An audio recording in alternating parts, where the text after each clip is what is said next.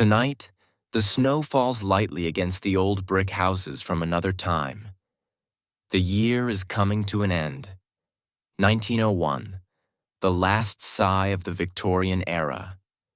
And far away, church bells chime through a world stuck between two periods. The lamps on the cobblestone streets shine like stars trapped under the peaceful sky, and the smell of burning pine floats through the cold air. Somewhere behind windows covered in frost, a kettle hums and kids' laughter floats like happy ghosts in the evening. Before we start our tale tonight, our trip back to the last Victorian Christmas, take a deep breath. Get comfortable under your blanket. Let your pillow support your head, and let the day slip into calm quiet. You're safe in this peaceful place of stories and snow. If you're tuning in from the United States, hello. If you're viewing from Europe, good evening. And to folks from Asia, Africa, Australia, or wherever the night is already dark, I'm happy you're here. Share in the comments where you're watching from and what time it is for you now. Before we head back to 1901, please like, subscribe, and share this if you like calm trips through history. It helps this little cozy spot of history expand, and it shows me you'd want more tales like this. Now make your room dark, pull your blanket up, and slow your thoughts to a quiet voice. Hear the faint pop of a pretend fire, the soft sound of snow outside a window that's gone. Tonight, we'll step into a past Christmas, the final one before the new world came with its hurry and sound. Shut your eyes, sense the dance of candlelight, the smell of oranges and cloves, the light song of a carol in a cold December night. Welcome to Christmas 1901, the last Victorian Christmas. The first snow that December started before daybreak, coming down in a steady quiet that covered London in a silver calm. By the time the sun rose weakly over the edge, its faint light sparkled in the ice crystals stuck to rooftops, lampposts, and the twisting streets of Bloomsbury. Smoke came up from 1,000 chimneys, twisting slowly into the sky like gray ribbons. The world had that special winter silence, the type that makes it seem like even the air is taking a break.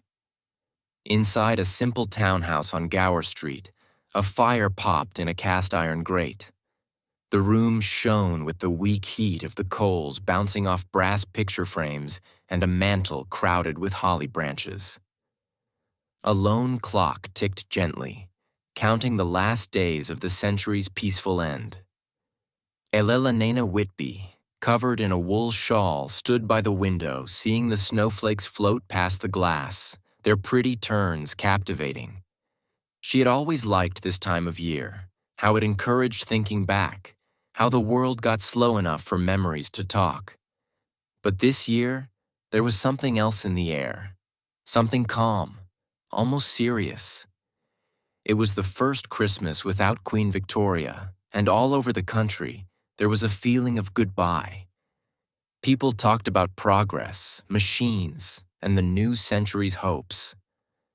But for Elellanena, it seemed like a door was shutting on an era she had just started to grasp. Down on the street, things moved in a soft way. A milkman's cart rolled by with a creak, its wheels pushing through the fresh snow. A little boy in a threadbare coat ran after it, laughing without breath. A woman with a basket of oranges called hellos to the grocer across the way. The city's smells, cold smoke, bread, wet wool, mixed in the air, making that special scent that was only London's in winter. Elellanena stepped away from the window and went to the small table by the fire. There, one envelope sat sealed with deep green wax. The writing on it, graceful, flowing, known, made her stop. She ran her finger over the name there. Elellanena Whitby, Gower Street, London. No address back, no name signed. Outside, the bells of St. George's started ringing noon. The sound spread through the frosty air, bringing the weight of time with it. Elellanena picked up the envelope, waited, then gently broke the seal. The paper inside was heavy, creamy, and lightly scented with lavender. The words were short. Dearest Elellanena, if you would remember what was lost, come to Ashborne Hall before Christmas Eve. A friend. Her breath stopped. Ashborne Hall. It had been years since she heard that name. A spot from childhood winters, from laughter and candlelight, and the sounds of people long gone. As she put the letter back in its envelope, the clock chimed again softly, persistently, and she knew this Christmas, the last of the old world, was going to pull her into something much deeper than old memories. The snow outside came down heavier now, covering the city in a white dream of silence. Somewhere past the rooftops, the Thames shimmered weakly under its mist cover, taking secrets to the sea. And in that instant, Elellanena knew this Christmas would not be about quiet recalling, but about coming awake. The fire had died down by evening, throwing long shadows that reached and moved against the wallpaper patterned with faded ivy. The air in the little townhouse was warm, filled with the smell of beeswax and wood smoke. Yet Elellanena felt a calm restlessness grow in her chest. She sat at the writing desk under the narrow window. The mysterious letter lay in front of her, its ink shining lightly in the light of one candle flame. Outside, London's winter night got darker. Gas lamps flickered under the falling snow, and the noise of carriage wheels turned to a soft rumble. Somewhere distant, the sound of a street musician's violin floated through the cold. A song old and sad, one that made Elellanena think of childhood evenings by the fire, her mother humming quietly while the world outside was covered in frost. She flipped the letter over and over, tracing the wax seal she had broken before. The writing brought back memories that wouldn't come clear. Ashborne Hall, a name from another life. A big house in the country, its windows always bright at Christmas, its rooms full of laughter and music. And the friend. Who could it be? So many years had gone by since she last went there. She took a breath, calming herself. Maybe it was a pull of feeling, she thought. Maybe someone from those days recalled her kindly. But still, there was that sense in her heart, that small tug of something not done. Elellanena got up, pulling her shawl tighter around her shoulders, and went to the fire. The fire popped lightly, letting out a small spark into the air. She knelt and put the letter carefully on top of the small writing box she kept there. A keepsake from her late father, its brass corners worn by time. Inside were old postcards, dried flowers, and one miniature portrait in a silver frame. Her mother smiling lightly, the light in her eyes forever young. "Would you remember what was lost?" she said out loud, repeating the letter's words. Her voice was soft, almost a whisper, but it carried through the room's stillness. In the quiet that came after, she could hear the light ticking of the mantel clock, the sigh of wind against the glass, the city outside, alive but far. Maybe she would go. Maybe this time she would let the past call her back. She reached for her journal and started writing. Her handwriting graceful and careful, the pen scratching softly on the paper. December 21st, 1901. Snow keeps falling. I got a letter with no name from someone who calls themselves a friend. They asked me to go back to Ashborne Hall. It has been 17 years since I left those rooms. And yet tonight, It feels like no time has gone by at all. She stopped, the pen hanging. A light chill came into the room despite the fire. The candle flickered. Somewhere above, the wood of the ceiling made a low, settling sound. Elellanena looked toward the window. Through the frost-blurred glass, she thought she saw movement, maybe a figure walking by in the snow. But when she leaned closer, there was nothing, only the endless white and the faint reflection of her own face staring back. She smiled lightly, shook her head, and went back to her writing. Tomorrow she decided she would pack her things. She would take the morning train from King's Cross to Derbyshire and from there head to the old estate. Whatever was at Ashborne Hall, truth, memory, or just the comfort of something known, she would meet it as the candle burned low. The last line she wrote was almost a prayer. May the snow be kind and the past gentle. She shut the journal, put out the flame, and the room went dark, except for the faint orange glow of the embers. Outside, the snow kept falling, soft, endless, and dreamlike, over a city on the edge of change, over a woman about to face her ghosts. Morning arrived softly, pale light spilling across the frost-covered window pane. The snow had slowed during the night, leaving London muffled and still, as if the city had taken a long, restful breath. Elellanena woke early, the faint chill of dawn touching her cheeks. Her breath misted in the air as she got up, wrapping herself in a wool cloak the color of pine smoke. Today she would head to Ashborne Hall. The station was busy with a quiet hum when she got there. King's Cross, always buzzing with travelers' voices and the hiss of steam, felt oddly dreamlike under its arched roof. The smell of coal and damp wool mixed with that faint metallic bite of winter air. Porters pushed carts loaded with trunks and hat boxes, while travelers in long coats spoke in low, quick tones. Yet through it all, Elellanena felt a steady calm. She held her small travel case in gloved hands, its leather smooth from years of use, and looked up at the departure board, the 9:30 train to Derbyshire, platform 4. Her pulse sped up. It had been so long since she'd seen those rolling fields, those long areas of moor and forest, where snow stayed for weeks. The train waited for her, black and shining, steam curling like ghostly ribbons around the wheels. She climbed aboard. The faint warmth from the car's stove was a welcome comfort. Inside, velvet seats and mahogany trim suggested quiet luxury.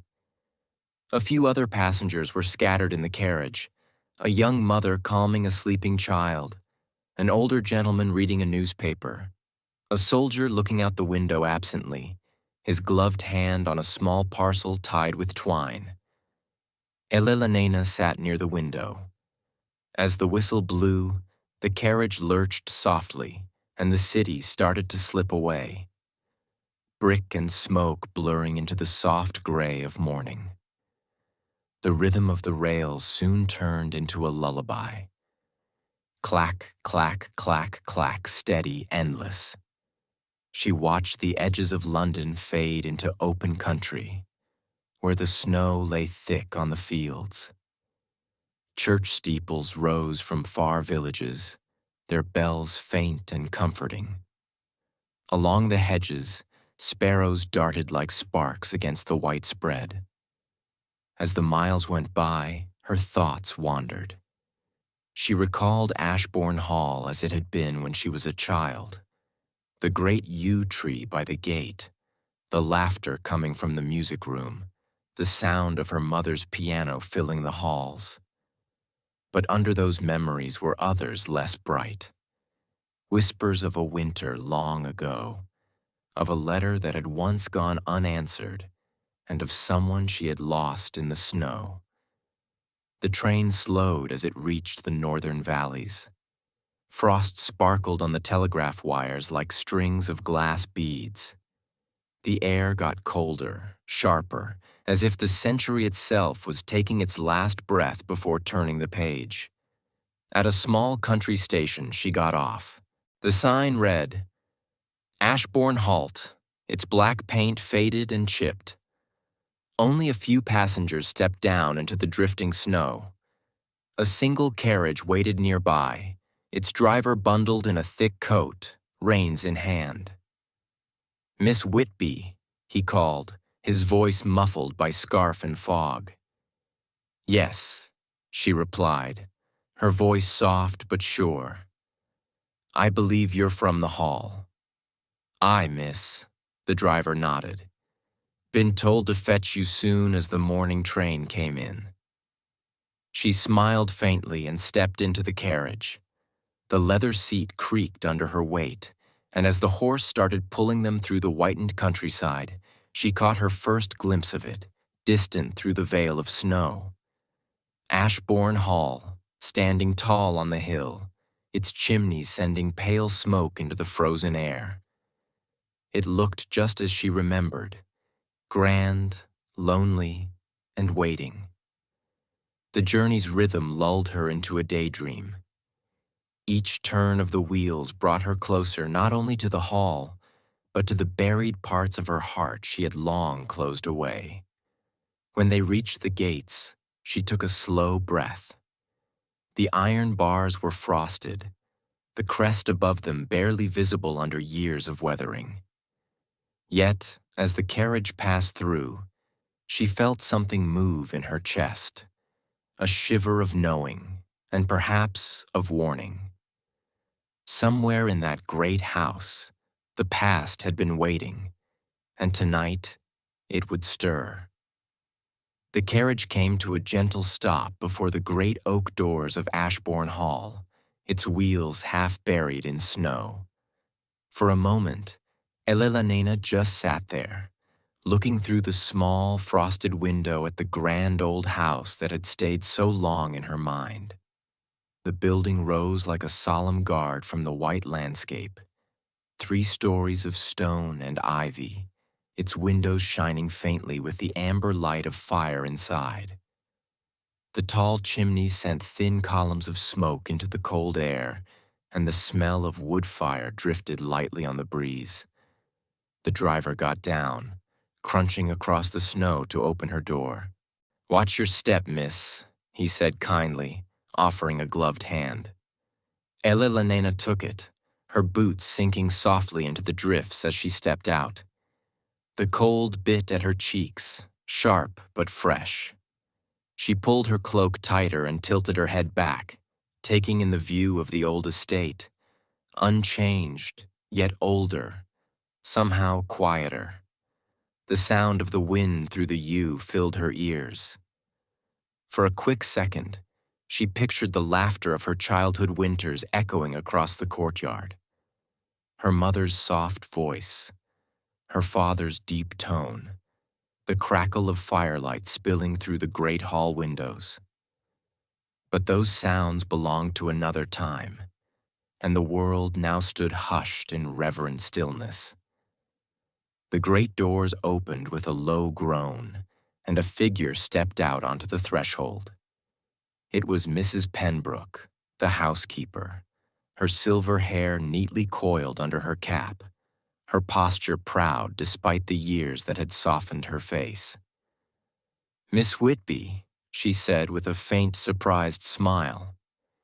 "Heavens above, I scarcely believed it would be you." Elellanena returned the smile gently. "It's been a very long time, Mrs. Pembroke." "That it has," the woman said, stepping aside to let her in. "Come in, child, before the cold takes your breath." The moment Elellanena crossed the threshold, the air changed. The warmth from the fires inside wrapped around her like a living hug, carrying the faint smell of pine, spice, and candle wax. The great entrance hall stretched before her. Polished oak floors, Tall mirrors in gilt frames, garlands of evergreen draped along the balustrade. The portraits of ancestors still watched from their frames, their painted eyes gleaming softly in the flickering firelight. Mrs. Pembroke took her cloak, shaking the snow gently from its hem. "Your room has been made ready, miss. We didn't quite know when to expect you, but we kept it warm just in case." Elellenane's heart lifted lightly. "You expected me?" "Not I, miss," Mrs. Pembroke said, lowering her voice slightly. "But someone did. A letter came down from London 3 days ago with instructions to prepare for your arrival. No name signed, mind you, but the handwriting, it had a certain familiarity to it." Elellanena hesitated. "Did it now?" The woman nodded, studying her face. "Strange business if you ask me. But it's Christmas, and strange things do happen about this house come winter." The housekeeper's words stayed like the echo of a bell as they went into the drawing room. The fire there burned happily, its glow moving across velvet drapes and dark mahogany furniture. On a small table, a tray of tea steamed beside a plate of currant biscuits. Elellanena moved closer to the fire, her hands out to the warmth. Her reflection shimmered faintly in the tall mirror above the mantel, framed by garland and candlelight. From somewhere deeper in the house came the soft strains of a piano. An old tune, slow and sweet. The notes drifted through the hall like a sigh. Elellanena froze. The melody was unmistakable. Her mother's song. She turned toward Mrs. Pembroke, but the housekeeper's expression told her everything. She too heard it. "No one's played that in years," the woman whispered. The music faltered, one key striking slightly off. Then it stopped as suddenly as it had begun. Silence returned heavy and watchful. Elellena's heart beat faster. Somewhere within these ancient walls, the past was stirring softly, quietly, like footsteps in the snow. And she knew, without understanding why, that she was not the only one who had returned to Ashborne Hall. For a long while, the echoes of the piano stayed in Elellena's mind like breath on glass, fragile, fading, yet hard to forget. The soft hush that followed felt almost sacred, as if the house itself were holding its breath. She turned toward the hallway leading deeper into the east wing, her heart steady but curious. "Mrs. Pembroke?" she asked quietly. "Who's staying in the east rooms now? I thought they'd been closed for years." The housekeeper hesitated, her eyes glancing toward the corridor where the music had come from. "They were, miss, since before the old master passed. No one's had reason to open them, not in an age." Elellanena frowned gently. "Then who played?" Mrs. Pembroke's lips pressed together, her voice barely above a whisper. "Some say it's just the wind through the chimney flue. Others say the hall remembers its own songs. It's best not to wander alone at night, Miss Whitby. These old stones hold memories stronger than most hearts can bear." Her tone was soft but certain, the kind born of a lifetime spent keeping old houses and older secrets. She poured tea for Elellanena, her hands steady despite the tremor in her words. "Drink, dear. You'll catch your chill otherwise." Elellanena nodded, though her thoughts had already wandered.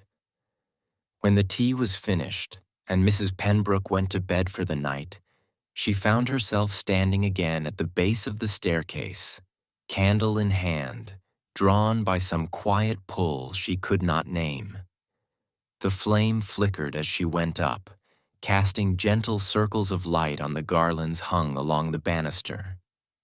The east wing waited beyond a narrow hall colder than the rest of the house, The air there was sharp and still, carrying that faint scent of time, dust, wax, and wood long unpolished. The carpets muffled her steps, yet every board under her foot gave a soft, weary sigh. Halfway down the corridor, she paused.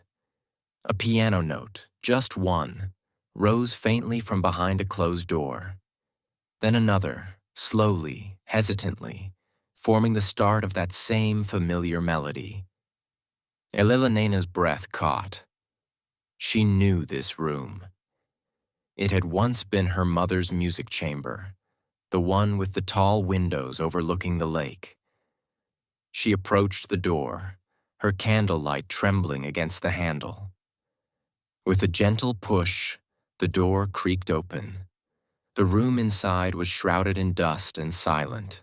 White sheets covered the furniture like ghosts at rest, and the piano stood near the window, its lid half open.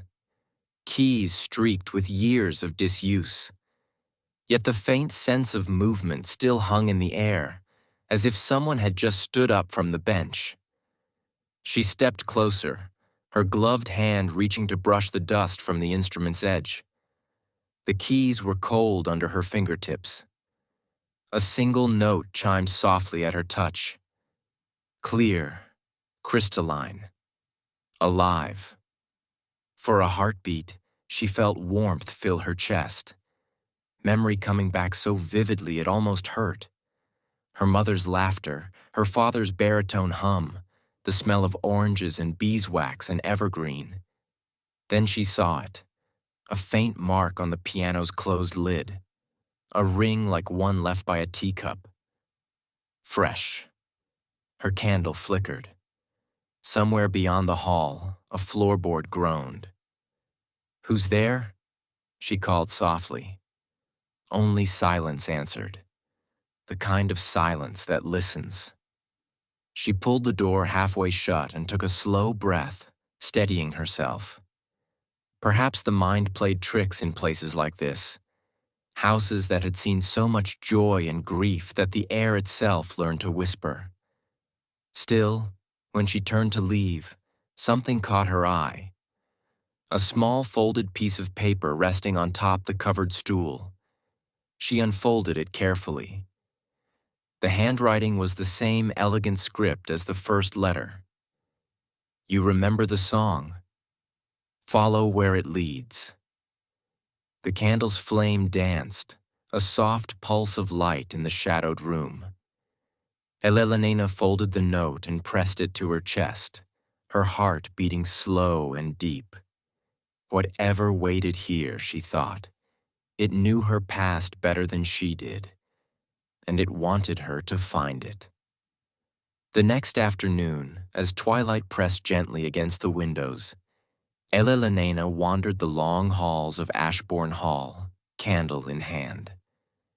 The hours had passed in a quiet haze, unpacking her small belongings, sharing luncheon with Mrs. Pembroke by the drawing-room fire, and listening to the wind hum softly through the chimneys like a distant organ. Yet beneath it all, that same quiet pull tugged at her, a sense of unfinished melody, of something waiting just beyond the edge of sight. Her steps carried her toward the portrait gallery, one of the oldest parts of the house. Few dared linger there after sunset.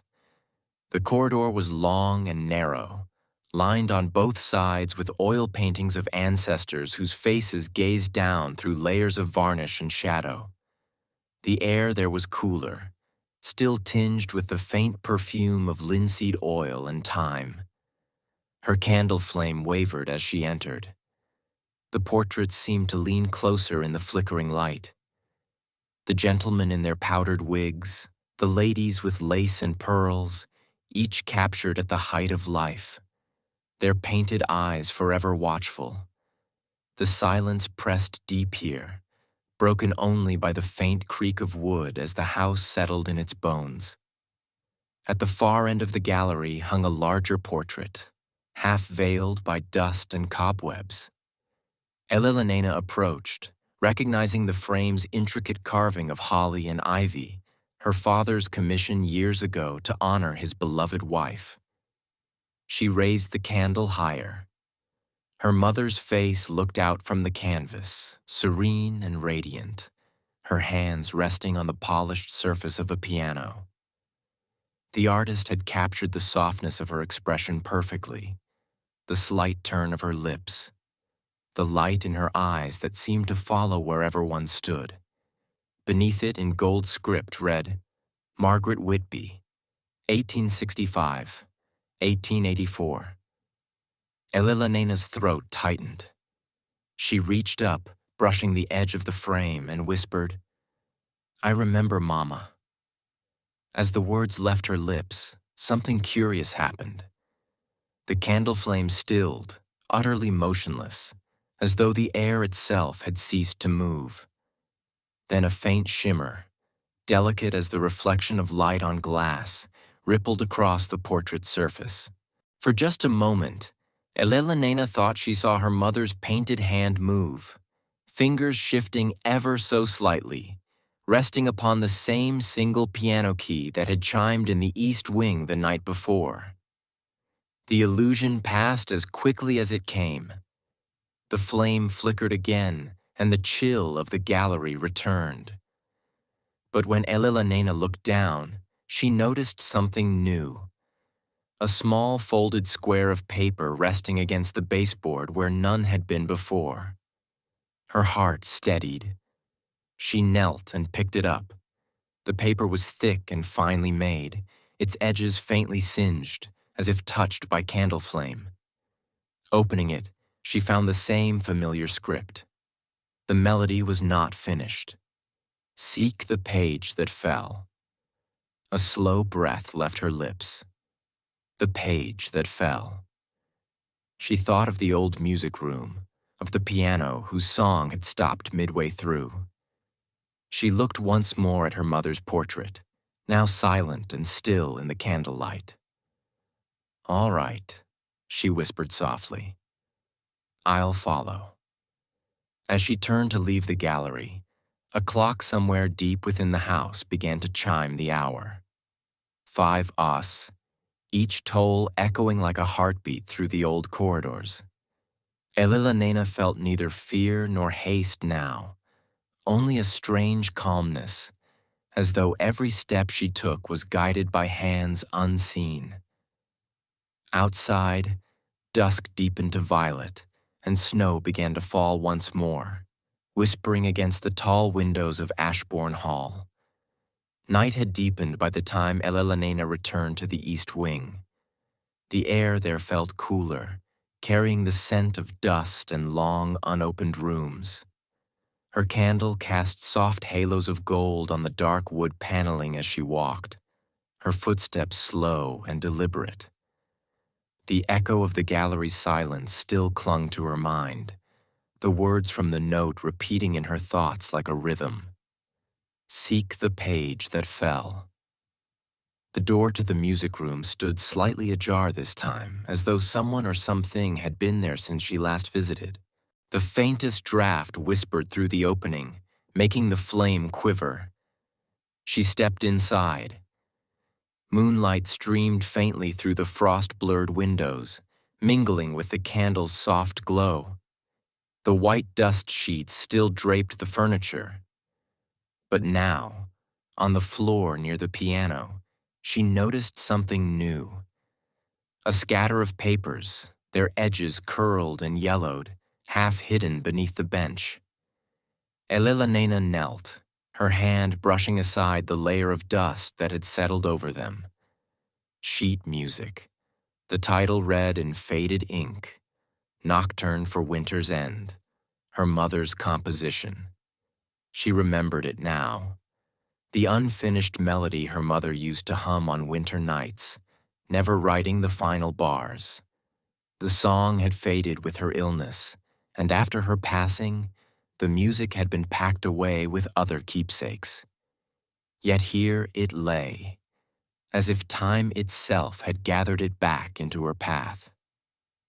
Elellanena lifted one page at a time, setting them carefully on top the piano's lid.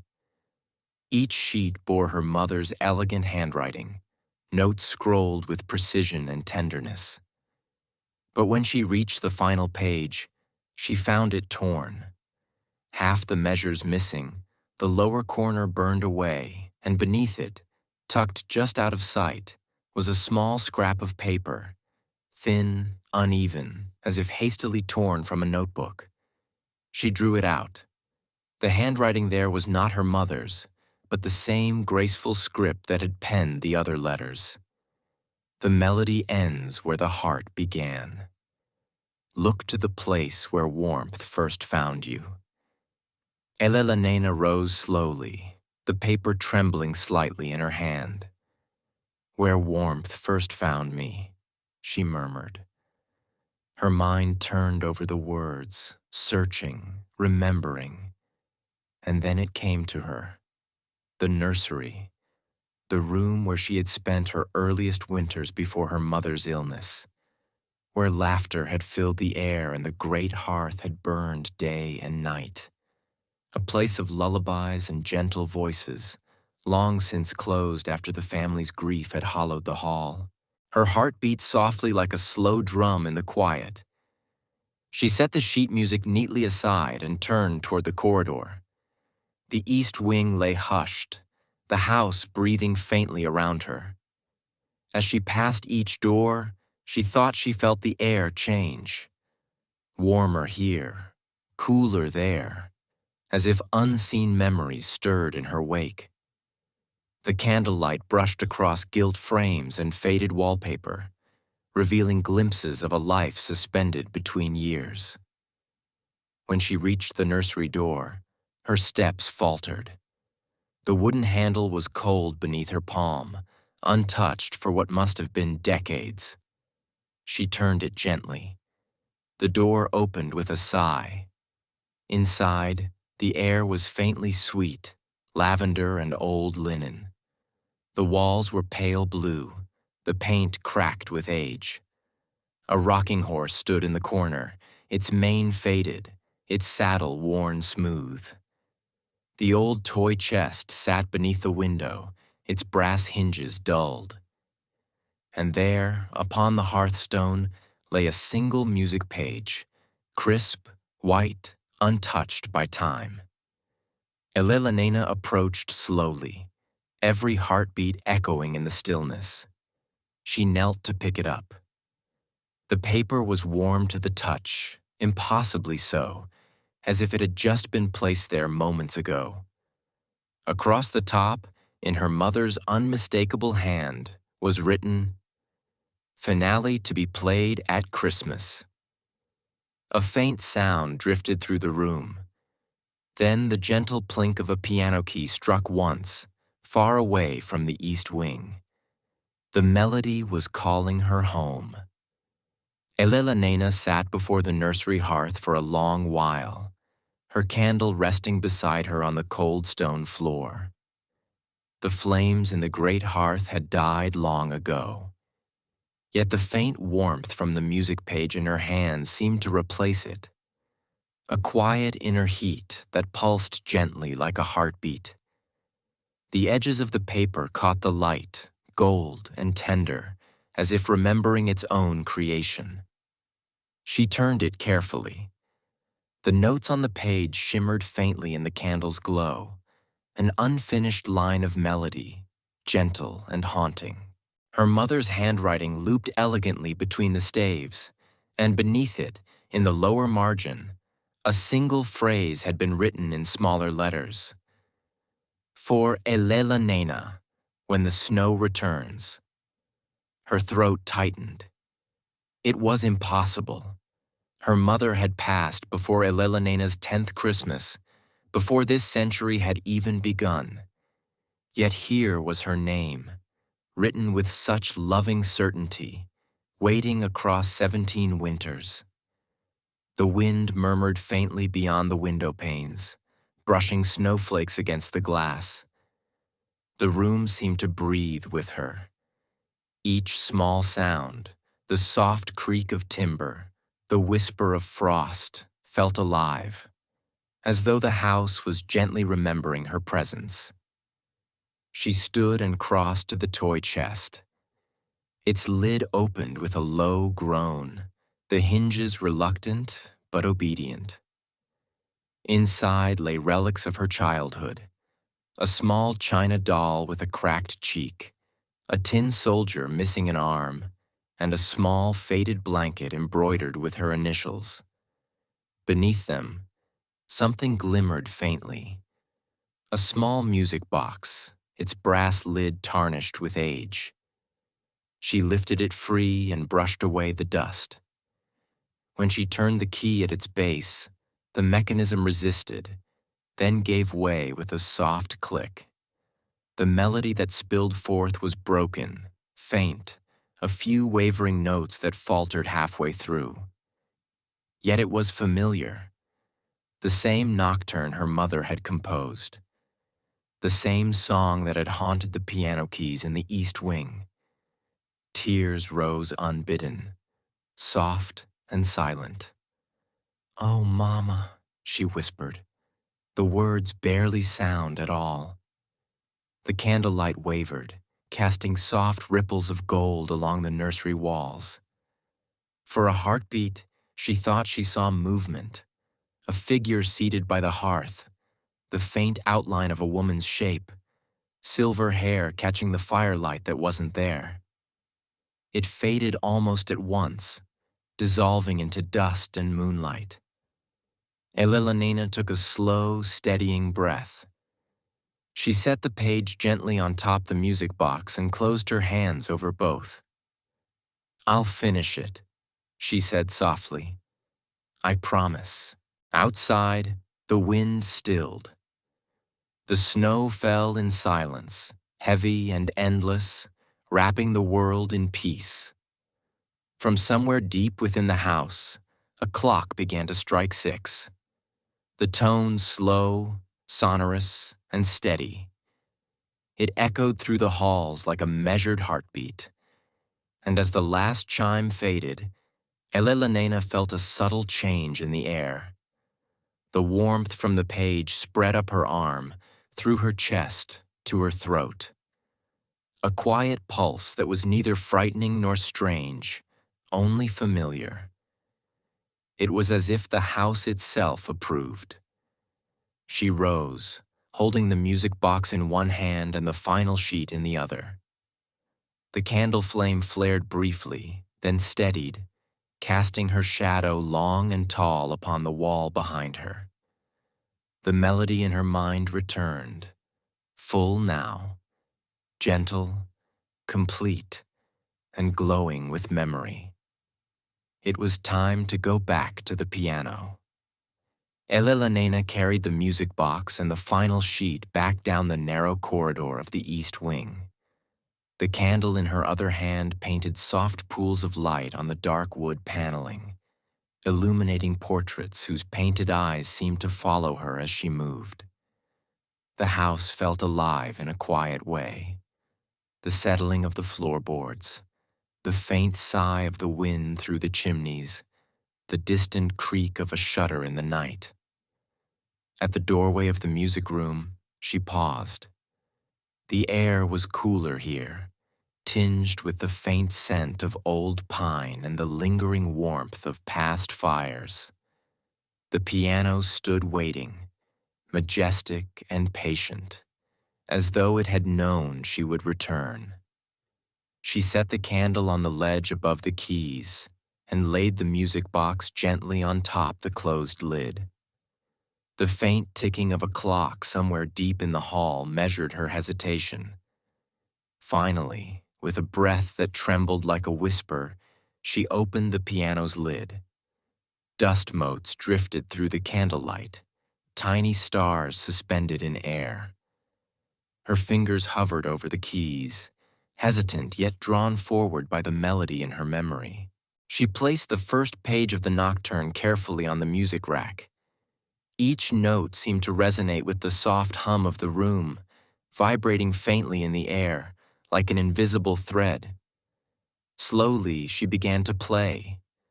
The notes were delicate, cautious, unfolding like snowflakes in a silent sky. The piano's voice filled the room, carrying with it the warmth of candlelight and the memory of her mother's hands. When she reached the final sheet, the one that had waited in the nursery, she paused. The notes were faintly unfinished, waiting for her touch to complete them. Elellanena inhaled, letting the rhythm of the house and her own heartbeat guide her. She played, each note steady, flowing into the next. The melody wrapped around her like a soft shawl, comforting and familiar, yet thrilling with the unknown. Outside, the snow tapped softly against the windows, a gentle accompaniment. Inside, the walls seemed to lean closer, listening. The air smelled faintly of beeswax and pine, of firelight and lavender, as if all the small comforts of the hall had gathered to witness this quiet resurrection of sound. Halfway through, Elellenanena's mind drifted, not with distraction, but with remembrance. She saw her mother at the keys, humming softly, her fingers poised like delicate birds above the ivory. She saw her father smiling by the fire, the glow of candlelight on his face. She saw the little girl she once had been, curled on the rug, listening to the world bend around her in warmth and music. The final notes came slowly, deliberately, lingering in the air before fading into silence. Elellenanena's fingers hovered above the keys for a moment longer, feeling the resonance still trembling beneath them. Then she leaned back, breath catching, a tear sliding softly down her cheek. It was finished. The music box resting on top the piano let out a soft final note in perfect harmony, as though affirming her work. The warmth that had pulsed from the page seemed to spread into the room itself, filling it with the quiet peace of completion. Elellanena rose and set the candle beside the music box, letting the soft glow linger on the polished wood. Outside, the snow continued to fall, muffling the world in white, gentle silence. For the first time since her arrival, Ashborne Hall felt fully awake. Not haunted, not waiting, but alive with memory, warmth, and quiet joy. Elellanena sat for a while longer, listening to the faint echo of the melody, her heartbeat slow and steady, her mind at rest. The house seemed to sigh in approval, a deep, contented sound that vibrated through the floors and walls, through her very bones. And somewhere deep inside, she knew the hall had waited all these years for her to return, to finish what had begun long before she could remember. The soft echo of the piano lingered in Elellenena's ears as she made her way back to the main wing. The hallways seemed warmer now, the shadows gentler, as if the house itself had exhaled after the music's completion. Mrs. Pembroke met her at the foot of the staircase, carrying a small tray of silver and china. "Ah, there you are, miss," she said softly, her eyes crinkling with a faint smile. "I thought you might need something to warm your stomach and your spirits after that performance." Elellanena returned the smile, feeling the tension of the day ease. "Thank you, Mrs. Pembroke. That was very thoughtful."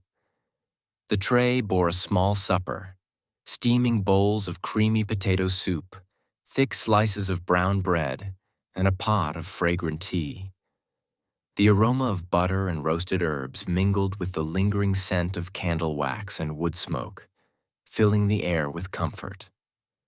Elellanena settled into a high-backed chair, savoring the warmth that rose from the bowls and cups, the simple act of eating in the quiet grandeur of the hall. As she sipped her tea, the house seemed to whisper around her. Faint drafts carried the scent of pine and snow from the outside, mingling with the spice of cinnamon and clove from the kitchen. She listened to the soft ticking of the long case clock nearby, the subtle creaks of floorboards settling, the occasional rustle of a curtain in the drafty windows. "Do you know," Mrs. Pembroke said after a pause, "that some say the hall itself waits for Christmas, that it keeps memories safe, tucked in the corners until the season calls them back?" Elellanena turned her gaze to the older woman. "I've begun to believe it," she said quietly. "There's a presence here, a kindness, a gentle watchfulness. It's as though it knew I would return." The housekeeper nodded, her eyes distant. "Aye, miss, that's why I never leave this wing unattended in winter. The hall has its moods, its whispers. It listens, it remembers, and sometimes it guides." The soup cooled slowly, but Elellanena hardly noticed. She traced the rim of her cup, letting the quiet wrap around her like a blanket. Outside, the snow pressed softly against the windows. The world hushed and calm. The hall seemed to breathe with her, in rhythm with her heartbeat, a gentle companion in the fading light. After supper, she rose and carried the empty tray back to the kitchen, her footsteps muffled by the thick rug. Mrs. Pembroke watched her with a faint smile. "You've had a long day, Miss Whitby. Rest well tonight. Tomorrow the hall may have more to show you, more memories to stir." Elellanena nodded, her eyes drawn once more to the flickering firelight. "I think I am ready," she said softly. "I want to see all of it." And as she climbed the staircase to her room, the snow continued to fall. Gentle, relentless, and soft against the tall windows. The hall seemed alive with anticipation, its old heart beating quietly alongside her own, waiting to reveal its stories, its warmth, its last Victorian Christmas. Elellenena's bedroom was a quiet haven at the top of Ashborne Hall. The tall sash windows were frosted with intricate patterns delicate as lace, and the faint moonlight spilling through painted the walls in silvery blue. Her bed, draped in a heavy quilt, smelled faintly of lavender and beeswax, and the small fireplace in the corner emitted a soft, comforting warmth. She placed the music box and the final sheet of the nocturne carefully on the bedside table. The soft golden glow from the candle reflected on the polished brass fixtures, casting gentle shadows that danced across the walls. For the first time since her arrival, Elellanena allowed herself to sink into the bed, pulling the quilt snug around her shoulders. The house was quiet now, but alive in subtle ways. The gentle creak of the roof as it settled under the weight of snow, the soft sigh of the wind threading through the chimneys, the distant chime of the hall clock marking the passage of time. Each sound was familiar yet new, a lullaby whispered by the hall itself. She closed her eyes and let the day's events wash over her. The train journey, the first glimpse of the hall, the music room, the discovery of the final page, and the quiet supper by the fire. Each memory settled into her mind like soft snow on a quiet street, peaceful yet full of latent energy. Somewhere in the distance, a faint note of a piano drifted through the corridors. A single key struck, lingering in the air, then fading. Elellanena smiled, recognizing the echo of the nocturne she had just completed. The hall was acknowledging her, welcoming her as part of its living memory. She reached for the folded note from the nursery once more, tracing the elegant script with her fingers. The melody ends where the heart began. Look to the place where warmth first found you. She thought again of the nursery, of the hearth where she had first learned what it felt like to be safe, to be loved, to be at home. Elellanena drew a deep, slow breath and let it out with a soft sigh. The warmth from the quilt and the candle, the faint scent of lavender, and the quiet presence of the hall enveloped her like a protective cloak. Outside, the snow fell endlessly, each flake a tiny whisper of the season, muffling the world beyond Ashborne Hall. Inside, the house seemed to lean closer, its walls holding her safely in memory and comfort. As her eyelids grew heavy, Elellanena let her mind drift, imagining the music filling the hall once more, the gentle echoes of the past weaving around her. Here in this room, the last Victorian Christmas felt alive, waiting to unfold in the quiet hours of the night. And with that thought, she surrendered to sleep, the candle flame flickering softly beside her, the hall breathing gently in rhythm with her own heart. The house settled into silence as midnight approached. Elellanena slept softly, the quilt tucked around her shoulders, her hand resting lightly on the music box. Outside, the snow shimmered under the pale moonlight, coating the hall in a blanket of quiet silver. Deep within Ashborne Hall, the corridors seemed to shift and sigh.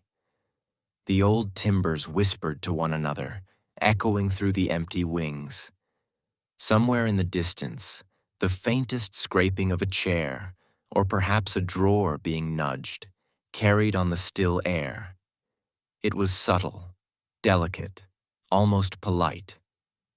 Yet Elellanena, half asleep, stirred and opened her eyes.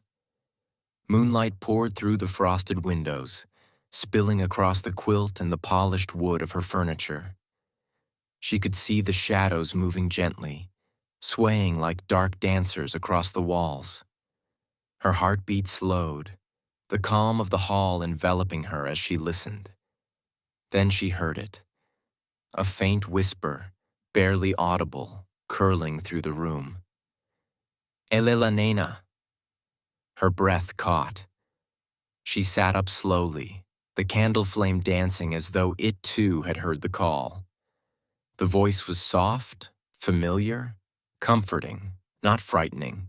It carried warmth, the memory of a mother's lullaby, a friend's encouragement, a past that had never fully left her side. She rose from the bed, candle in hand, and moved toward the door. The corridor stretched before her, deep and shadowed, lined with portraits whose eyes seemed to glow faintly in the moonlight. She paused, listening. The whisper came again, weaving through the hall. Follow the melody. It waits. Her hand trembled slightly as she opened the nursery door. The room was still as she had left it, moonlight bathing the faded toys and the quiet hearth. Yet the music box, resting on top the piano's lid, let out a single soft note without winding. The sound was faint, delicate, calling her forward like a thread, pulling gently at her heart. Elellanena knelt beside it, tracing the keys with her fingers. The faint vibration of the note lingered in the air, and she realized that the hall was guiding her, not just through memory, but through something deeper, something hidden in the very walls. A soft breeze rustled through the window, though it was tightly closed. The scent of pine and lavender mingled in the air, wrapping around her like a quiet embrace. She allowed herself to breathe in deeply, feeling the warmth of the house and the whisper of the melody through her very bones. Somewhere deep in the hall, as if in answer, a faint tapping began. A slow, rhythmic knock echoing through the floors and walls. Elellanena paused, listening carefully. The sound was not alarming. It was gentle, precise, almost beckoning.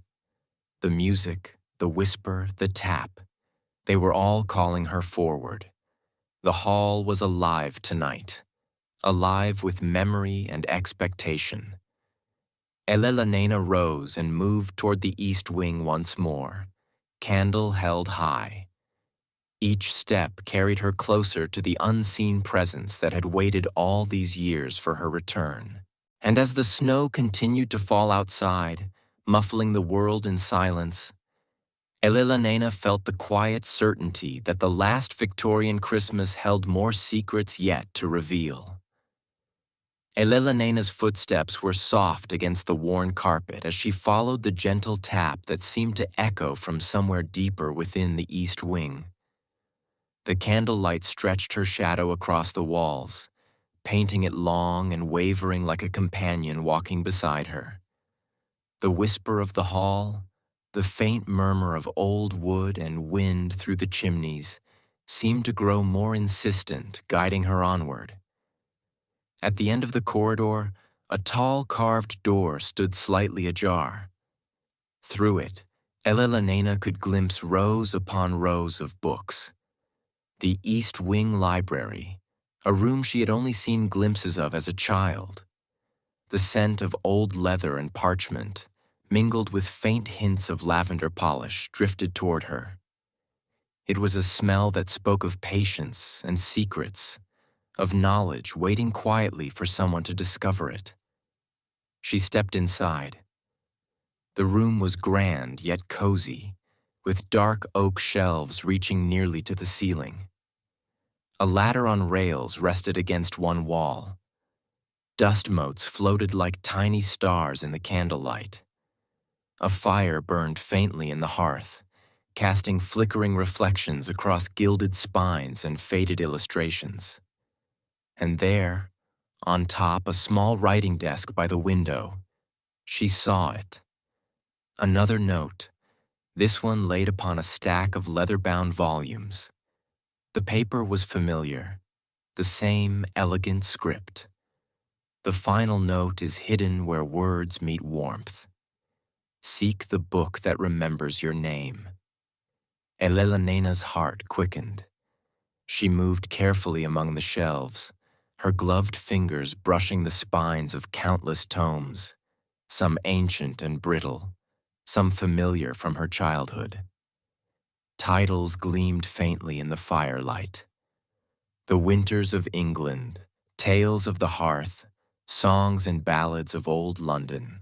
Her eyes settled on a modest volume near the top of a shelf, its leather cover unadorned, except for the faint impression of her initials.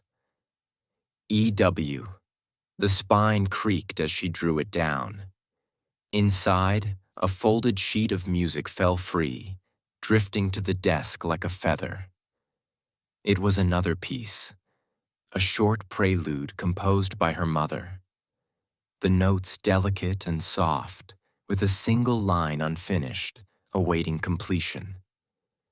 Elellenena's fingers traced the delicate script, and she felt that same warmth pulsing through her chest, the gentle insistence of the hall surrounding her.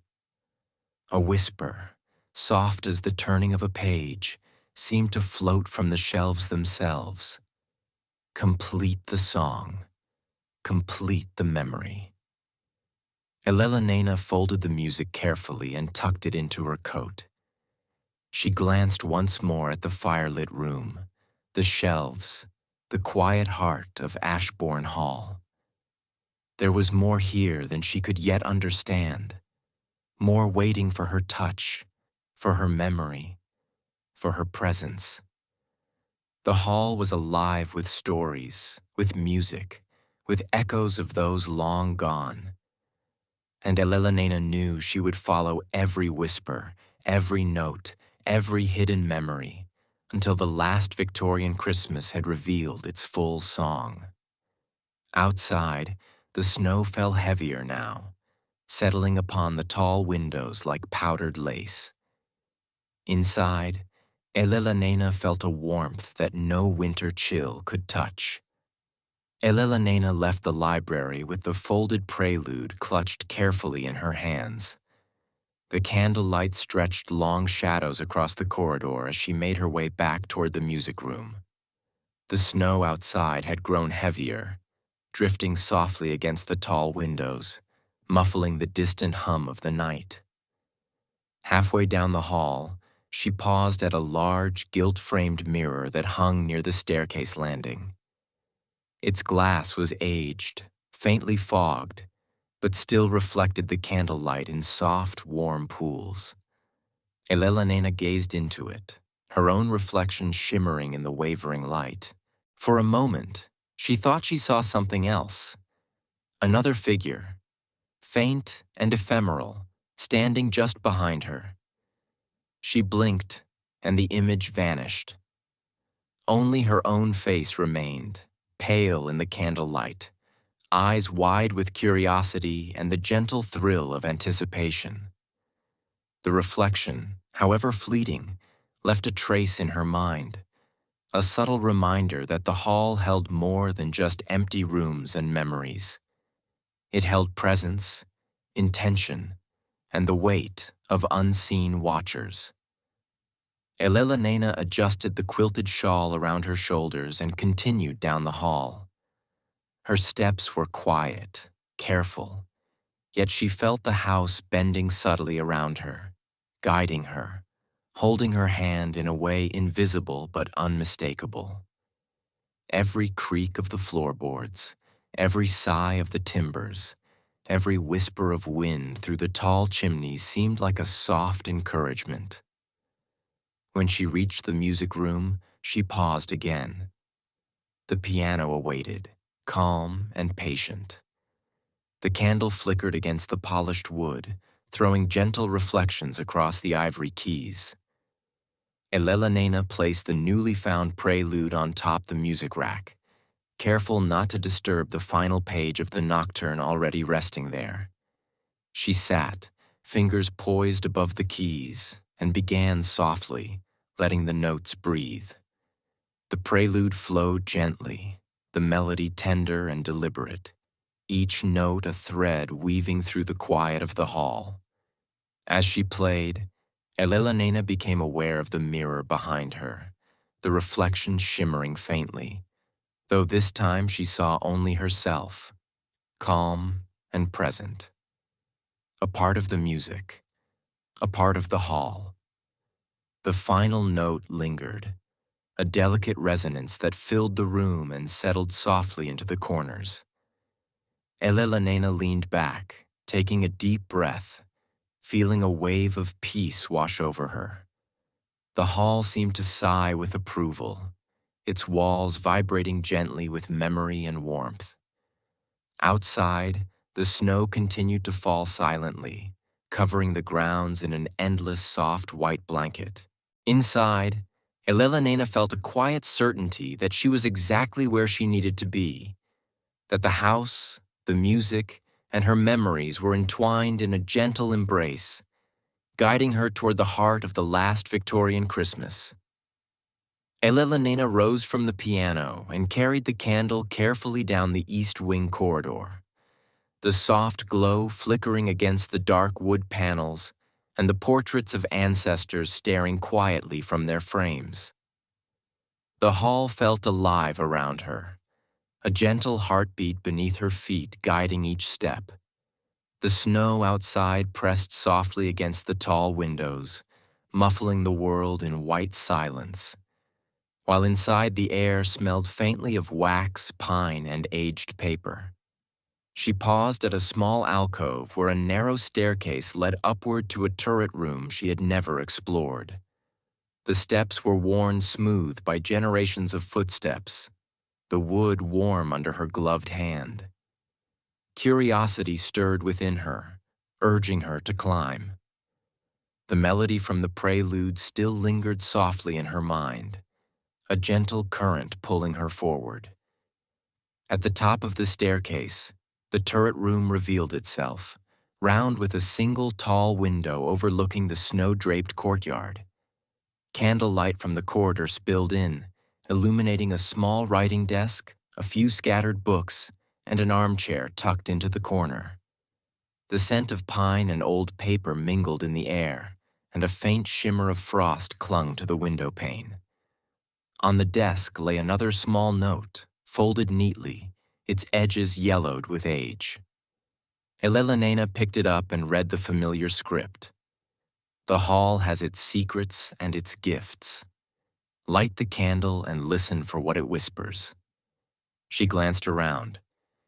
A single brass candle holder rested on the desk, its wick blackened but intact. Carefully, she struck a match and lit it.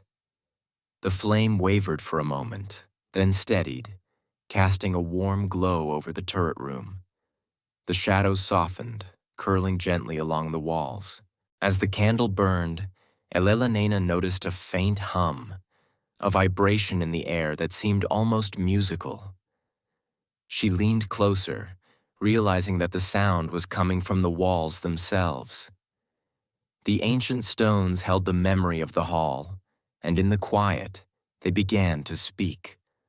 Soft creaks, low sighs, and a whisper of melody that intertwined with the prelude she had played earlier. Elellanena closed her eyes and listened. Each note, each sigh, each tiny movement of the house felt like a gentle conversation, a story being told in rhythms and echoes, inviting her to understand, to remember, to become part of the hall's living memory. When she opened her eyes, the turret room was calm, the candlelight steady, the snow drifting endlessly outside. Elellanena felt a serene warmth fill her chest, a sense of connection to the hall that went beyond walls and floors, beyond keys and music sheets. She was home. And in that quiet, the hall seemed to whisper one final thought before the night deepened fully. Rest now, Elellanena. Tomorrow the Christmas begins in earnest. Elellanena awoke to a soft silver light filtering through the frost-patterned windows of her bedroom. The snow outside lay thick and undisturbed, sparkling like countless tiny diamonds in the pale morning sun. The hall was hushed, yet alive in its own gentle way. The subtle creak of timbers settling, the faint hum of the wind through the chimneys, and the soft whisper of snowflakes brushing against the tall windows. She rose slowly, stretching and letting the warmth of the quilt linger along her shoulders.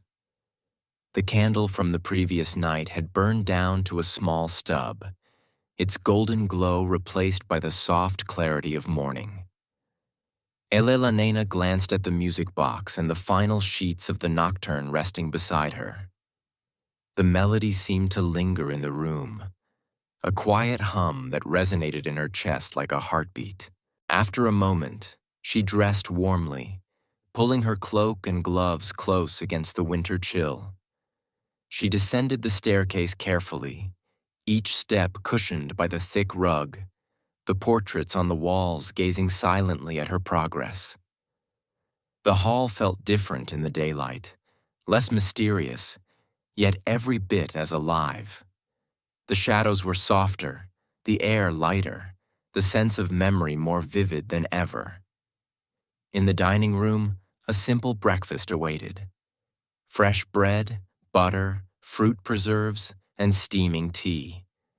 Mrs. Pembroke moved quietly between the hearth and table, humming softly, the gentle sound mingling with the faint crackle of the fire. "Good morning, Miss Whitby," she said, placing a cup of tea before Elellanena. "The hall has been restless this night, I think. It seems pleased you've begun the music." Elellanena smiled, warmth rising in her chest. "It feels as though it's been waiting for me." "Aye," Mrs. Pembroke said, pouring herself a cup. "And perhaps not only the music. There are things in this house that stir in winter, especially at Christmas. Memories, laughter, old melodies, and sometimes secrets that have waited long enough." Elellanena sipped her tea, letting the gentle warmth fill her, and listened as the hall exhaled around her. Outside, the snow glistened, the courtyard pristine and bright. The world beyond Ashborne Hall seemed frozen and still, yet inside the house thrummed with life, the echo of past Christmases, the memory of her mother's lullabies, the whisper of music waiting to be completed. Her eyes drifted to the east wing windows. The piano awaited, patient and steady, ready to carry the melody forward. Elellanena felt a calm certainty settle within her.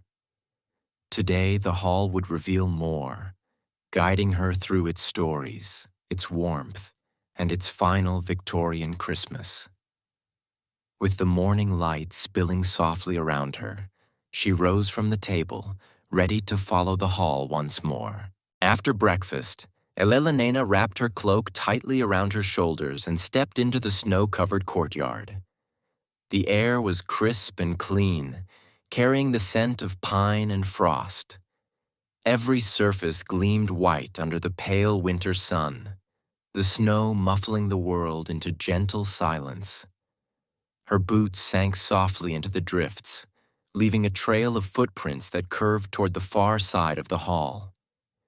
The courtyard was vast, lined with towering yews and ancient oaks, their branches heavy with snow. Icicles hung from the edges of the roof, glittering like crystal daggers, and the windows of Ashborne Hall reflected the soft light in warm golden hues. Somewhere in the distance, a crow cawed, startlingly loud against the quiet, and Elellanena felt the hall's heartbeat in the still air. She walked slowly, taking in the familiar shapes and forms. Yet everything seemed more alive in winter's hush. The old fountain in the center of the courtyard was frozen solid, its water encased in ice. But the intricate carvings of stone seemed to whisper stories from decades past. She traced her gloved fingers along the edge of the basin, feeling the cold stone beneath the snow.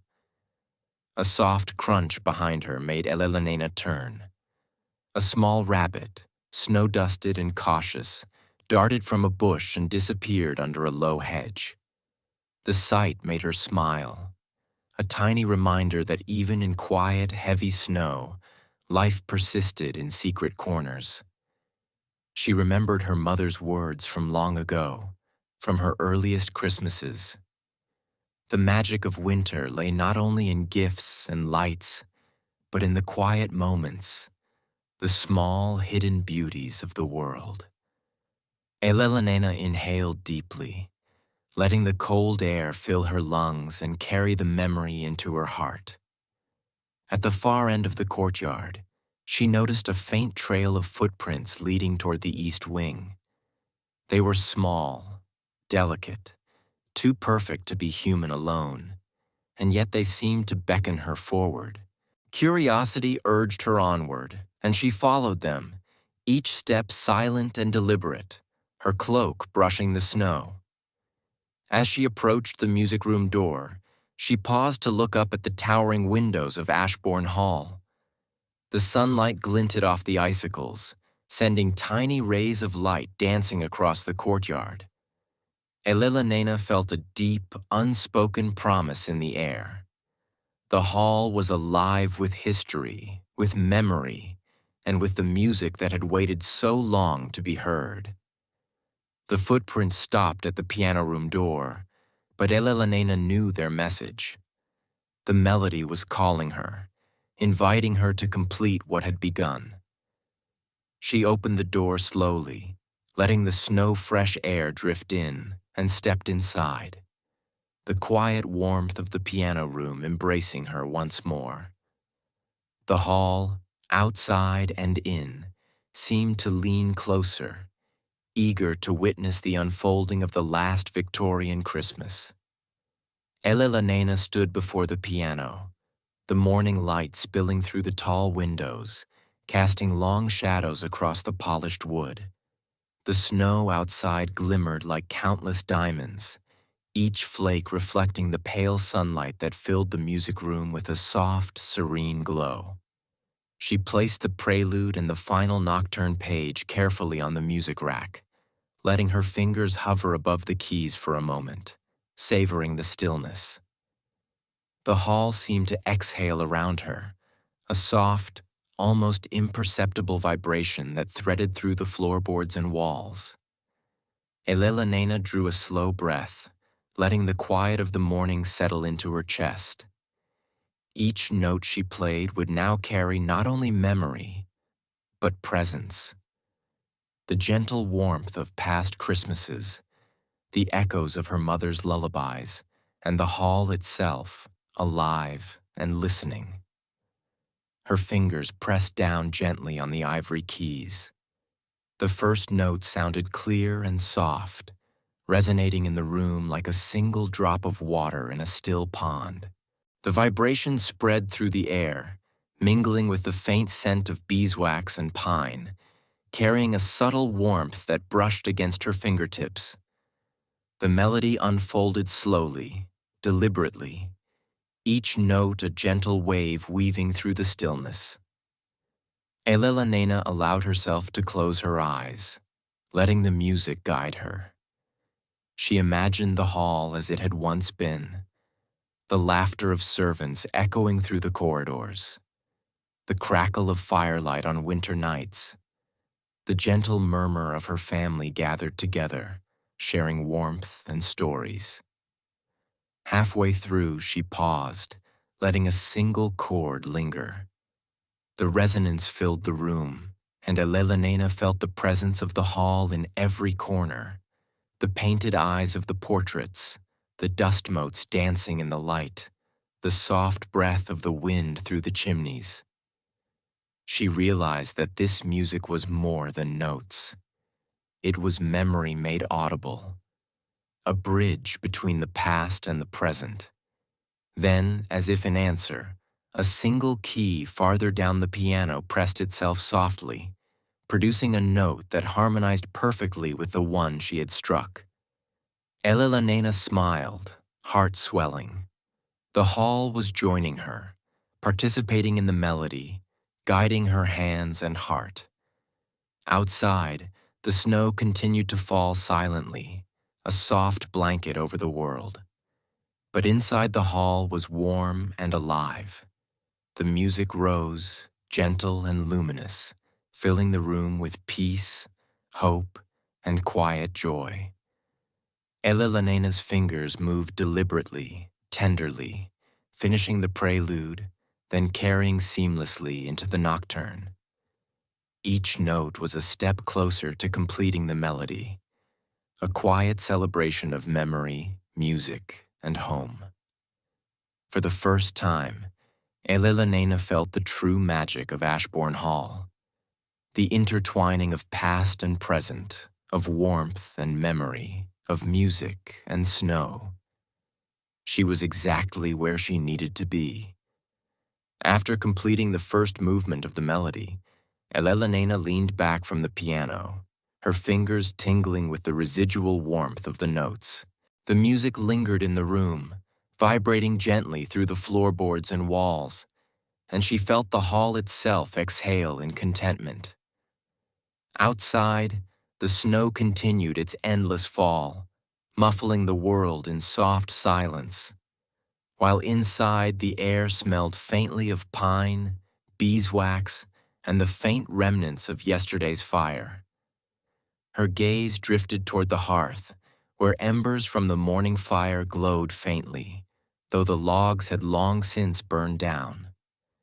There was a subtle warmth radiating from the stone, a gentle pull that seemed almost alive. Elellanena approached, curiosity and intuition guiding her steps. The hearth had always been a place of gathering, of safety and warmth. But today it seemed to hold a secret, waiting patiently to be discovered. She knelt before the hearth, brushing away a thin layer of ash that had settled overnight. The stones beneath were smooth, worn by countless winters. Yet one corner of the hearth seemed to differ. A small stone jutted slightly, almost imperceptibly, as if placed to be pressed or lifted. Elellenena's fingers traced its edges, and with a gentle push, the stone shifted with a soft click. A narrow compartment opened within the hearth. Inside lay a small bundle tied with crimson ribbon. Elellanena lifted it carefully. Unwrapping the ribbon revealed a delicate leather-bound journal, its pages faintly yellowed with age. The cover bore no name, only a small etched emblem of holly and ivy. Opening the journal, she found pages filled with her mother's handwriting, letters, notes, and short poems, many addressed to Elellanena herself. Some were tender musings on music and memory, others gentle reminders of love, warmth, and the quiet joys of winter. At the very back of the journal lay a small folded sheet of music, the missing measures of the nocturne, the final notes that her mother had never been able to play. Elellenena's breath caught. The hall had waited for her to find this, to complete the melody that had been paused for decades. She pressed the pages to her chest, feeling a warmth radiate through her as if the very heart of the hall was offering its embrace. The firelight seemed to grow brighter, casting golden reflections across the room. And for a moment, Elellanena thought she heard a faint hum, a soft echo of a lullaby threading through the walls and embers. With the final sheet of music in her hands, Elellanena rose, a deep sense of calm settling over her. The hall had entrusted her with its secret, its memory, and its melody. Now it was her turn to bring the music to life, to fill every corner with warmth, sound, and the gentle spirit of the last Victorian Christmas. Elellanena returned to the piano with the leather-bound journal cradled carefully in her arms. The final sheet of the nocturne rested on top the music stand, its edges slightly curling as though eager to be played. She set the journal aside, keeping the treasured pages close for later reflection, and let her fingers hover above the keys. The hall was quiet, yet alive with anticipation. The walls seemed to lean in, the shadows softening as if to make room for the music. The snow outside glimmered under the soft winter sunlight, but inside the piano room held a golden warmth infused with the lingering scent of pine, beeswax, and the memory of countless winters past. Elellanena took a deep, steadying breath. Slowly, deliberately, she pressed the first key. The note rang out, clear and gentle, carrying the weight of memory and the promise of completion. She continued, each hand following the path laid by her mother's hand years before. The melody flowed with deliberate calm, a ribbon of sound that wound through the room, around the walls, and into the very heart of the hall. Halfway through, she paused to glance at the journal. Her mother's notes whispered encouragement, delicate observations about the music, reminders to feel each note as one would a memory. Elellenena's fingers returned to the keys with renewed purpose, tracing the final measures of the nocturne. Each note was a conversation with the past, a dialogue with the hall itself. As she played the last chord, a hush fell across the room. The sound lingered, vibrating softly against the polished wood, the walls, and the floor, filling every corner with quiet triumph and gentle joy. For a moment, Elellanena felt time pause. The snow outside had ceased its fall. The air was still. The house seemed to exhale, its presence embracing her in warmth and memory. Then, softly, a new sound entered the room, a faint high note from the music box on top the piano. It chimed in perfect harmony with the final chord, as if affirming her completion. Elellanena smiled, tears welling in her eyes, a tender ache of gratitude and remembrance filling her chest. The hall was alive in a new way. Its memory, its warmth, its music, all had been restored, not just by her hands, but by her heart. She rose slowly, letting her fingers linger on the final keys, feeling the echo of the melody settle around her. Outside, the snow glistened under the morning sun, pure and serene. Inside, Elellanena felt a deep, abiding peace.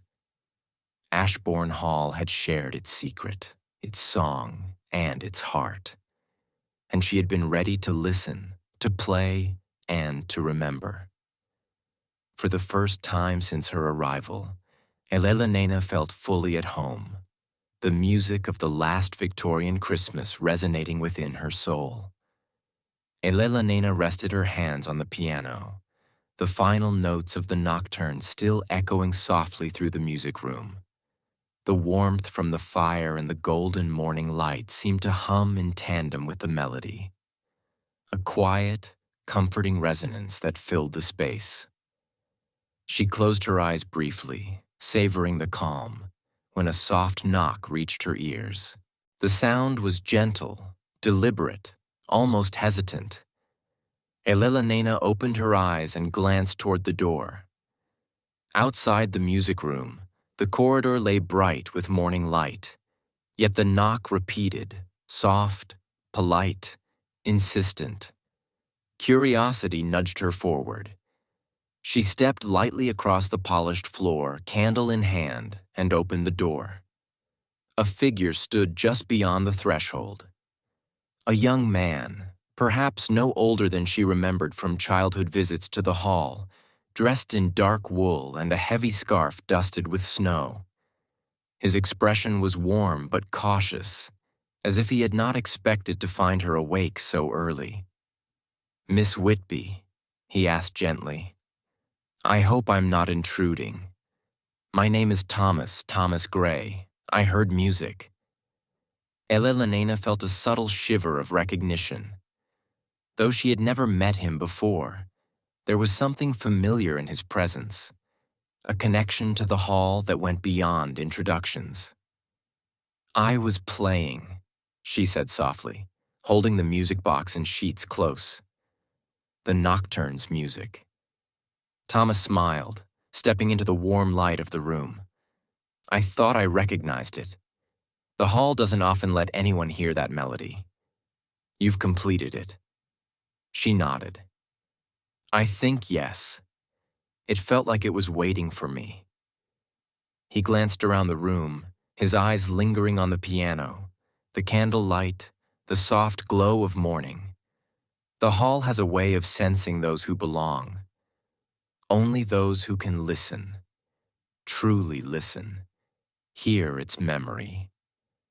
Elellanenna's heart swelled at his words, the quiet warmth of companionship threading through the room. She gestured to the music box and journal. "I found these hidden pages and the final sheet. The hall guided me here." Thomas nodded, his gaze gentle. "And the hall trusts you, and perhaps it trusts me to bear witness. Sometimes music needs more than one heart to carry its meaning forward."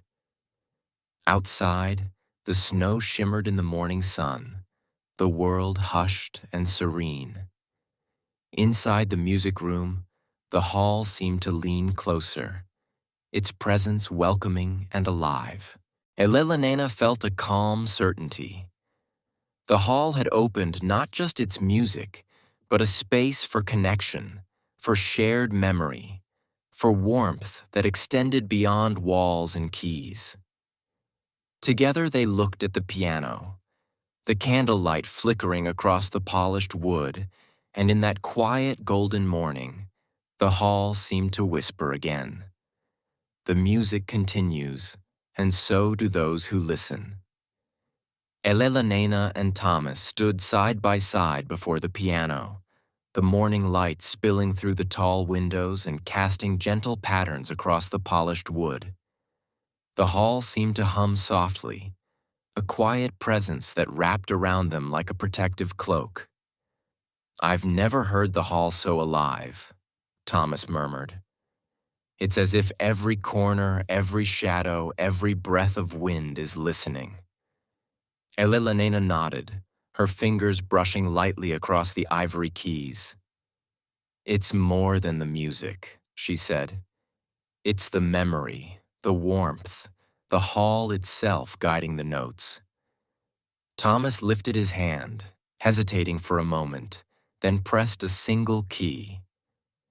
The note chimed clear and true, harmonizing perfectly with the lingering sound of the nocturne. Elellanena smiled, the delicate resonance filling the room like sunlight through frost. Together they began to play. Elellanena leading with the prelude and the nocturne, Thomas following in gentle harmony. The notes flowed slowly, deliberately, a ribbon of sound that intertwined with the golden morning light, with the scent of pine and beeswax, with the quiet pulse of the hall itself. As they played, Elellanena felt the presence of her mother, subtle and comforting, like a soft breeze across the nape of her neck. She imagined her mother's fingers hovering above the keys, guiding them, approving the unfolding of the melody. Thomas's notes carried warmth, encouragement, and a sense of shared purpose that threaded seamlessly with Elellanenna's. Outside, the snow shimmered in silence, untouched and pristine. Yet inside, the music wrapped the room in gentle energy, filling every corner, every shadow, every worn stone of Ashborne Hall with life. Each note was deliberate, tender, and resonant, like a conversation between hearts, separated by time, but reunited through sound. When the final chord faded, a hush settled over the room. The music lingered in the air, vibrating softly through the floors, walls, and ceilings, as if the hall itself had exhaled in relief and joy. Elellanena leaned back, her fingers still resting on the keys, and smiled at Thomas. "The hall trusts us now," she whispered, "not just to play its music, but to carry its memory forward." Thomas nodded, "And to share it gently with those who enter its rooms. This is more than a song. It's a gift, a story, a home." The candlelight flickered softly on the polished wood, the shadows leaning in, the snow outside untouched. In that quiet golden morning, Elellanena realized that the hall had given her more than music. It had given her companionship, trust, and the unspoken promise that even in silence, warmth and memory could live. Together they lingered, savoring the gentle resonance, the quiet heartbeat of Ashborne Hall, and the tender joy of the last Victorian Christmas.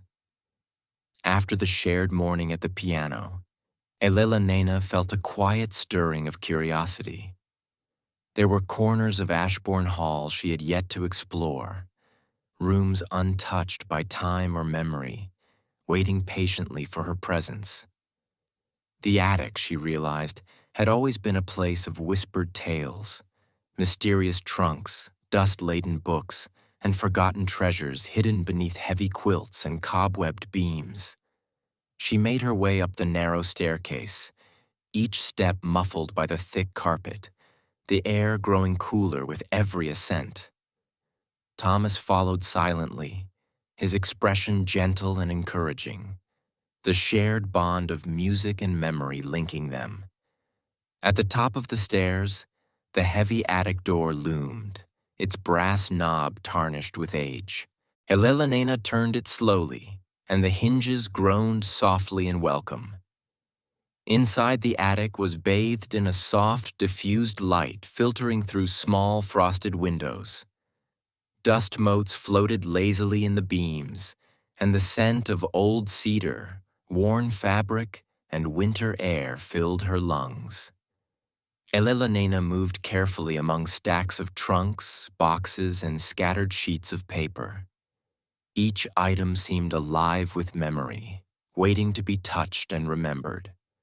Her eyes fell upon a small, intricately carved chest tucked beneath a pile of quilts.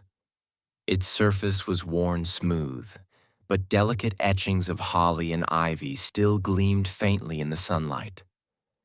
She knelt and lifted the lid with care. Inside were letters bound with ribbons, old photographs in faded sepia tones, and small trinkets, a porcelain figurine, a brass locket, a silver thimble, reminders of lives long past within these walls. Among the items, Elellanena found a thin dust-covered folder labeled simply Christmases Past. Inside were sheets of music, some complete, some partial, and a few sketches of festive decorations, wreaths, and candle arrangements. One particular sketch caught her eye, a drawing of the grand Christmas tree adorned with ribbons and bells, and a small note written in her mother's delicate hand. For Elellanena, may you see each Christmas as it was meant to be, full of wonder, warmth, and love. Her heart warmed at the sight, and she traced the delicate ink with her fingertips, feeling the quiet presence of her mother surrounding her. Thomas leaned closer, observing the treasure with gentle reverence. "The hall keeps its stories here," he murmured. "Not just music, but memories, celebrations, and love. It has waited all these years for someone to see them, to honor them." Elellanena nodded, placing the sketches and sheets carefully back in the chest. She realized that the attic was more than storage. It was a sanctuary of remembrance, a quiet archive of the hall's living heart. Each discovery whispered not just history, but hope, warmth, and the promise that the last Victorian Christmas was unfolding with every careful step she took. Outside, the snow continued to drift, muffling the world in soft white quiet. Inside the attic, the golden light and faint scents of cedar and paper created a haven of memory and peace, a gentle cradle for Elellenanena's heart as she prepared to uncover more of Ashborne Hall's secrets. After the attic, Elellanena and Thomas descended to the main hall, their footsteps echoing softly against the polished wood floors. The hall felt more alive than ever, each corridor and chamber anticipating the season, the snow outside glinting like diamonds under the winter sun. Elellenena's thoughts lingered on the sketches she had found, particularly the one depicting the grand Christmas tree, and an idea began to bloom in her mind.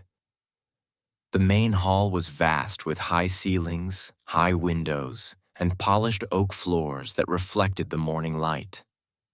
In the center, a space waited, empty yet expectant, as if it knew it would soon be filled with color, warmth, and celebration. Elellanena retrieved one of the small trunks from the attic, opening it to reveal strings of hand-cut paper chains, delicate ornaments, and ribbons of deep crimson and gold. Thomas knelt beside her, lifting a bundle of tiny candles. "Shall we begin?" he asked, his eyes soft with anticipation. Elellanena nodded, and together they set to work. Each ornament was carefully hung on the tree, each ribbon gently draped and adjusted. The candles were placed in brass holders along the branches, and the soft fragrance of pine and beeswax filled the air. Outside, the snow continued to fall, muffling the world beyond the hall, leaving the interior warm, alive, and serene. As they worked, Elellanena felt the hall's presence more keenly than ever. The shadows seemed to lean in, curious and approving. The portraits lining the hall watched quietly, as though remembering past Christmases, nodding in silent encouragement. Every placement of an ornament, every adjustment of a ribbon, felt deliberate, a continuation of a long tradition carried forward by her hands. By the time they stepped back, the tree stood resplendent, a beacon of warmth, memory, and gentle light.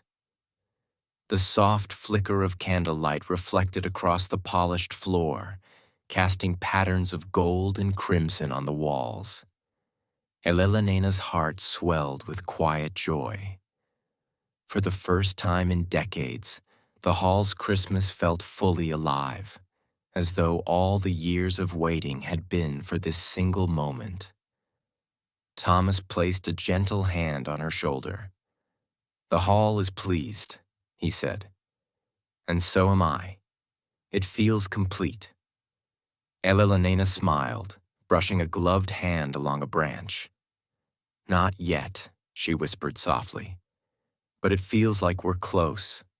There's more to uncover, more music, more memory, more of the last Victorian Christmas waiting for us." The hall seemed to hum in agreement, the snow outside glimmering in silent celebration.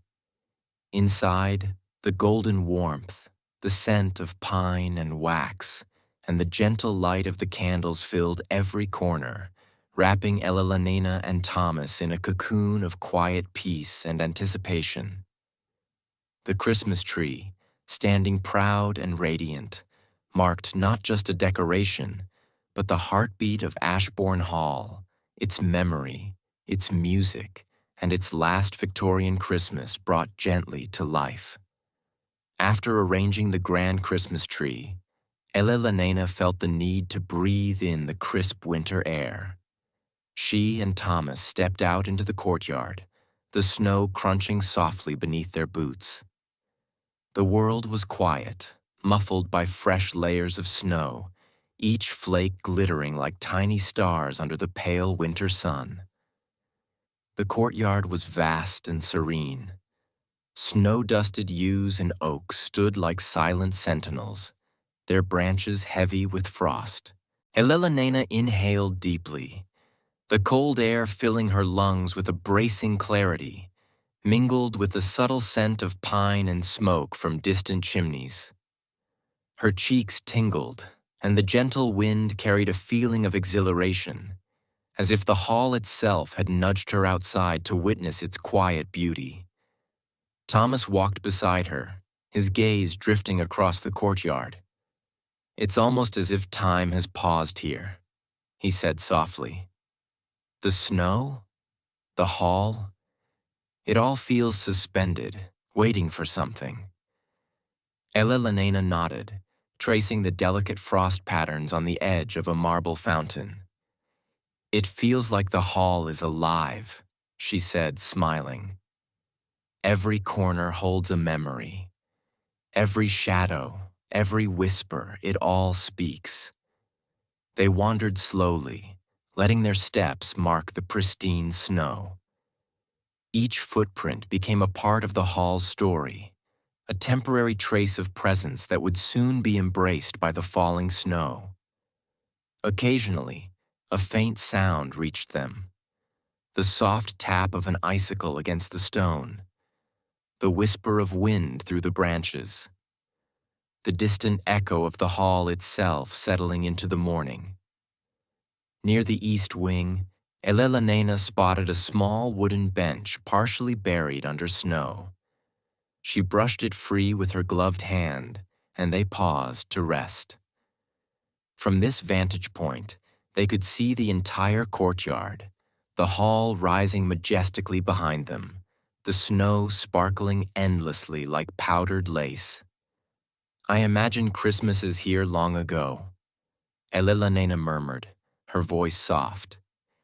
"Children laughing, fires crackling, carols drifting through these halls, and the music of families celebrating together."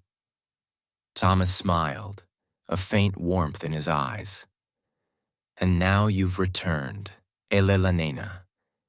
You've brought the music back, completed the melody, and revived the memory.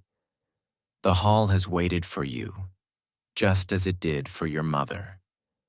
Elellanena leaned back on the bench, letting the soft cold seep into her fingers and face. She closed her eyes, savoring the serene stillness. The snow continued to fall gently, blanketing the world in quiet magic, and the hall seemed to pulse softly, embracing them both in memory, music, and the gentle spirit of the last Victorian Christmas. They sat in companionable silence, the courtyard and the hall their private sanctuary, knowing that inside warmth, music, and wonder awaited them once more. After their snowy walk, Elellanena and Thomas returned to the warmth of Ashborne Hall. The glow from the fireplace in the sitting room welcomed them, soft and golden, while the scent of pine from the Christmas tree mingled with faint traces of melted snow from their coats. Elellanena placed her gloves and cloak neatly on a chair and turned toward the small writing desk near the window. She opened the leather-bound journal she had discovered in the attic, gently turning the fragile pages. The handwriting was elegant, curling with care, and each word seemed to carry the voice of her mother speaking across decades. Among the entries, Elellanena found letters addressed to her, hidden long ago as reminders of love, encouragement, and hope. She smiled softly, the memory of her childhood and her mother's warmth enveloping her. Thomas watched quietly, giving her the space to absorb the letters. "The hall's memories aren't just music," he said. "They're stories, moments, whispers of people who lived and loved here, and you've brought them back to life." Elellanena unfolded one particularly delicate letter.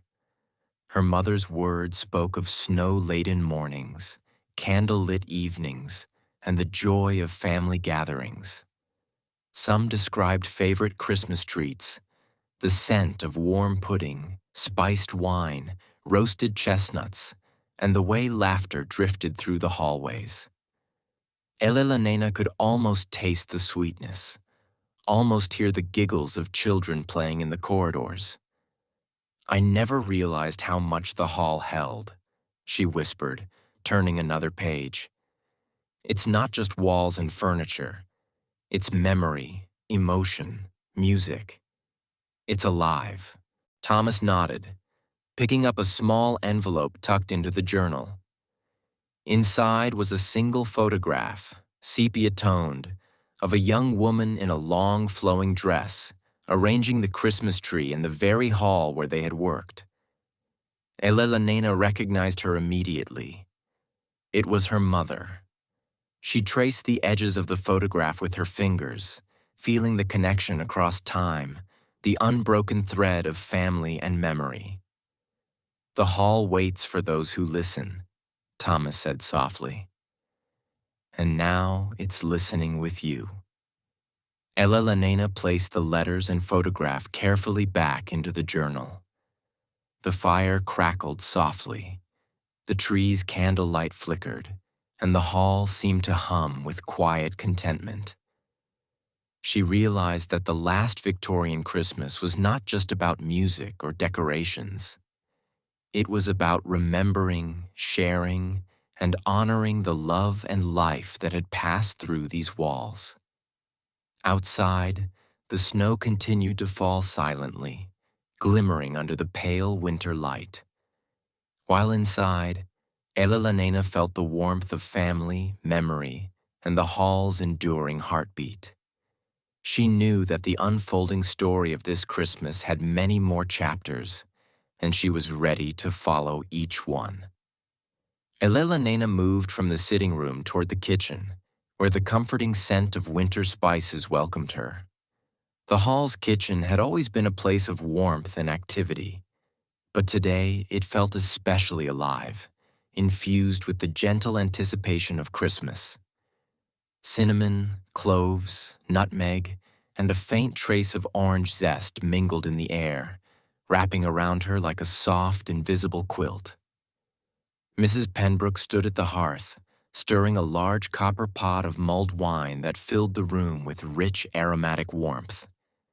Steam curled lazily upward, carrying the scent of spiced fruits and honey. She turned and smiled warmly at Elellanena. "Good morning, Miss Whitby. You've returned to the hall in time for preparations. Would you like to help with some treats?"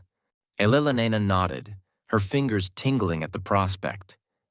She joined Mrs. Pembroke at the counter, laying out ingredients for fruitcakes, gingerbread cookies, and small spiced biscuits. The kitchen was bright and cozy, lit by the soft morning sunlight and the warm glow of the hearth. The snow outside continued its steady fall, the courtyard a pristine white expanse. But inside the air was fragrant, comforting, and alive with gentle activity.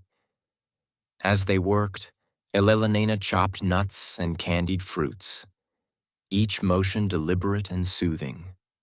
The rhythmic sound of slicing, mixing, and stirring blended with the crackling of the fire and the soft hum of Mrs. Pembroke's singing. Thomas watched from the doorway, his presence quiet but encouraging, the warmth of companionship threading through the room. Elellanena inhaled deeply, savoring the scents and sensations. The nutmeg's sweetness, the cinnamon's warmth, the honey's richness. They were not just ingredients, but memories embodied in smell and taste. She felt the hall's essence in every corner, the music, the laughter, the quiet rhythm of life, and the anticipation of the approaching Christmas celebrations. After a while, the first batch of cookies slid from the oven, golden and fragrant. Elellanena tasted one, the spiced sweetness melting on her tongue, carrying a gentle reminder of Christmases past. The hall seemed to respond, shadows softening, the fire crackling more warmly, and the snow outside glittering with renewed brilliance. "This," Elellanena whispered to Thomas, "is the heart of Ashborne Hall. Warmth, memory, and small joys all gathered together." Thomas nodded, smiling. "And now we get to share it, not just with ourselves, but with the hall and with the Christmas it remembers." The scents lingered, rich and comforting, and Elellanena felt a deep sense of peace settle within her. The last Victorian Christmas was unfolding not only through music and memory, but through the quiet, tender pleasures that made Ashborne Hall a home. After their time in the kitchen, Elellanena felt an irresistible pull to explore a part of Ashborne Hall she had never fully understood. The hidden corridors whispered of long-forgotten secrets and forgotten footsteps. She glanced at Thomas, whose eyes mirrored the same curiosity, and together they ventured toward the west wing, where a faint draft suggested a hidden doorway somewhere along the tall wood-paneled walls. The corridor was quiet, dust motes drifting in the morning light, the floorboards creaking softly beneath their careful steps. Elellanena ran her gloved fingers along the wall, tracing the smooth, polished wood until she felt a subtle irregularity, a narrow panel that shifted slightly beneath her touch.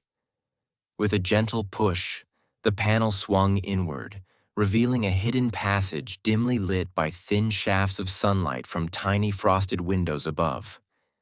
They stepped inside. The air was cooler here, tinged with the scent of aged stone and faint traces of cedar from long-forgotten chests. The narrow corridor twisted and turned, the walls lined with shelves of dusty tomes, small boxes, and trinkets left behind by generations who had wandered these halls. Each item seemed to hold a story, a whisper of the hall's memory, waiting for discovery. Halfway along the passage, Elellanena noticed a faint glow emanating from a small alcove. Inside, a carved wooden cabinet rested against the wall, its door slightly ajar. She knelt and peered inside, discovering a collection of delicate hand-painted ornaments, tiny glass spheres, intricate figurines, and small porcelain bells. Each piece seemed untouched by time, their colors still vibrant, the craftsmanship meticulous. Thomas picked up a small bell, its surface cool to the touch. He shook it gently, and a soft crystalline chime echoed through the passage, mingling with the faint rustle of the hall's whispers. Elellanena smiled, realizing that the hidden passage was not merely a corridor. It was a repository of memory, a place where the hall's joy, wonder, and quiet magic had been preserved, waiting for her to find it. Carefully, they carried some of the ornaments back to the main hall, placing them on the branches of the grand Christmas tree. The golden candlelight reflected off the glass, sending tiny rainbows dancing across the walls, and the hall seemed to sigh in quiet approval. The snow continued its gentle fall outside, glittering in the pale light. While inside, Elellanena felt a deep sense of connection to her family, to the hall, and to the memories carefully preserved within its hidden corners. Each discovery reminded her that the last Victorian Christmas was not just a celebration, but a gentle weaving together of past, present, and the quiet magic that lingered in every stone, every melody, and every heartbeat of Ashborne Hall. By mid-afternoon, the snow outside had thickened, drifting in soft, continuous waves that cloaked the courtyard and gardens in untouched white. Elellanena stood at a tall window in the main hall, watching the flakes spiral slowly, each one unique and delicate, settling quietly on the tree branches, the stone balustrades, and the frosted paths below. The world outside seemed suspended in a serene stillness, a soft silence that wrapped the hall like a gentle blanket. Thomas joined her, bringing a steaming cup of tea. "It's as if the hall itself wanted the snow to fall this way," he murmured, handing her the cup. Soft, slow, perfect for reflection. Elellanena inhaled the warm scent of the tea and exhaled, feeling the calm seep into her shoulders. "It's beautiful," she whispered. "The hall feels quieter, more intimate, with the snow pressing in, as if it's sharing its secrets more willingly." They stood together in silence, watching the flakes drift down. Occasionally, a small bird would flit across the courtyard, leaving delicate tracks behind, only to vanish again into the endless white. The soft hiss of wind against the windows was a whisper, the quiet sound blending with the distant hum of the hall's timbers settling in the winter cold. Elellanena traced the outline of the snow-laden branches with her eyes, imagining the children and families of past Christmases playing in this very courtyard, their laughter muffled by the same soft snow, their joy echoing faintly in the walls and corridors. The memory felt almost tangible, a layer of warmth beneath the icy calm. "I've never felt anything like this," Thomas said softly, his gaze following hers. "The hall, it's alive with memory and presence, and the snow seems to heighten that." Elellanena nodded, letting her fingers brush against the frosted window pane. The cold was sharp, but not unpleasant. It reminded her that life was vibrant, even in stillness, even in quiet moments. She could almost hear the soft echo of music carried through the air, a continuation of the melody she had played earlier, harmonizing with the hush of the winter storm. They remained by the window for a long while, sipping their tea, letting the hall and the snowfall settle around them. Every flake seemed to carry a story, a gentle memory, a note in the ongoing symphony of the last Victorian Christmas. The world outside was frozen and quiet, yet inside, warmth, music, and memory thrived, embracing Elellanena and Thomas in a cocoon of serene wonder. As the snowstorm continued outside, Elellanena and Thomas returned to the sitting room where the fireplace glowed warmly, sending golden light dancing across the walls and ceiling. The scent of pine from the Christmas tree and the lingering aroma of winter spices filled the room, mingling with the faint smoke from the fire. The hall seemed to hum softly, a gentle vibration that wrapped around them like a comforting embrace. Elellanena gathered the letters, sketches, and photographs from the attic, laying them carefully on the small oak table beside the fire. "I think the hall wants us to remember more than just music," she said softly. "It wants us to feel the lives that pass through these rooms, the stories, the laughter, the quiet moments of reflection." Thomas nodded, settling into a nearby armchair, the firelight flickering across his face. "Then let us listen," he said, his voice calm, steady, "and let the hall guide us through its memories." Elellanena opened one of the letters, reading aloud the gentle curling handwriting of her mother. Tales of winter walks in the courtyard, children playing near the fountain, evenings spent singing by the fire. Each story was imbued with warmth, humor, and love. The words painted vivid pictures in Elellanena's mind. The soft crunch of snow under boots, the tang of spiced wine, the delicate sparkle of candlelight on polished wood. As she read, Thomas added his own observations, recalling the way the hall seemed to preserve moments in its walls, in the timbers, in the very air they breathed. The two of them spoke softly, weaving the letters and sketches into a shared narrative that embraced both past and present. The fire crackled, sending tiny sparks into the hearth, and Elellanena felt the gentle weight of history settle around them. Every corner of the room seemed to lean in, listening, remembering, participating in the quiet communion. The snow outside pressed against the windows, a soft white curtain muffling the world beyond the hall. After hours of reading, sharing, and reflecting, Elellanena set down the letters. She glanced at Thomas and smiled. The hall doesn't just tell stories. It invites you to live them, to feel them, to become part of them. Thomas nodded, eyes warm.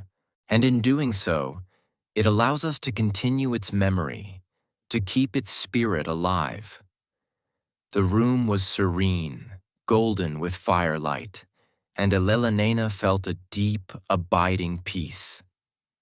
The last Victorian Christmas was unfolding not just through music or decorations, but through the gentle, lingering stories of life, love, and memory preserved within the walls of Ashborne Hall. As the afternoon sun dipped lower, casting a soft golden haze through the tall windows, Elellanena and Thomas moved to the small sitting alcove beside the fireplace. A silver tray had been prepared with delicate china cups, steaming tea, and small spiced biscuits. The hall exhaled a calm warmth, the fire crackling gently, mingling with the faint scent of pine and winter spices lingering from the kitchen. Elellanena poured the tea carefully, the steam curling in lazy, fragrant spirals. She handed a cup to Thomas, who accepted it with a quiet smile, and they settled into the soft armchairs. Outside, the snow continued to fall softly, each flake landing silently, adding another layer of pristine white to the courtyard. "It's strange," Elellanena said, gazing into her cup.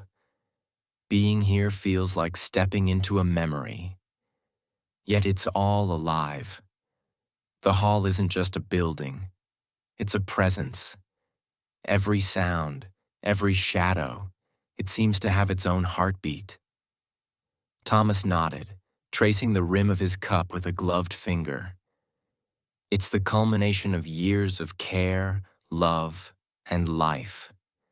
Every family that lived here, every celebration, every quiet night, it's all woven into the walls, and you've brought your own thread into that tapestry. Elellanena took a sip of tea, letting the warmth settle into her chest.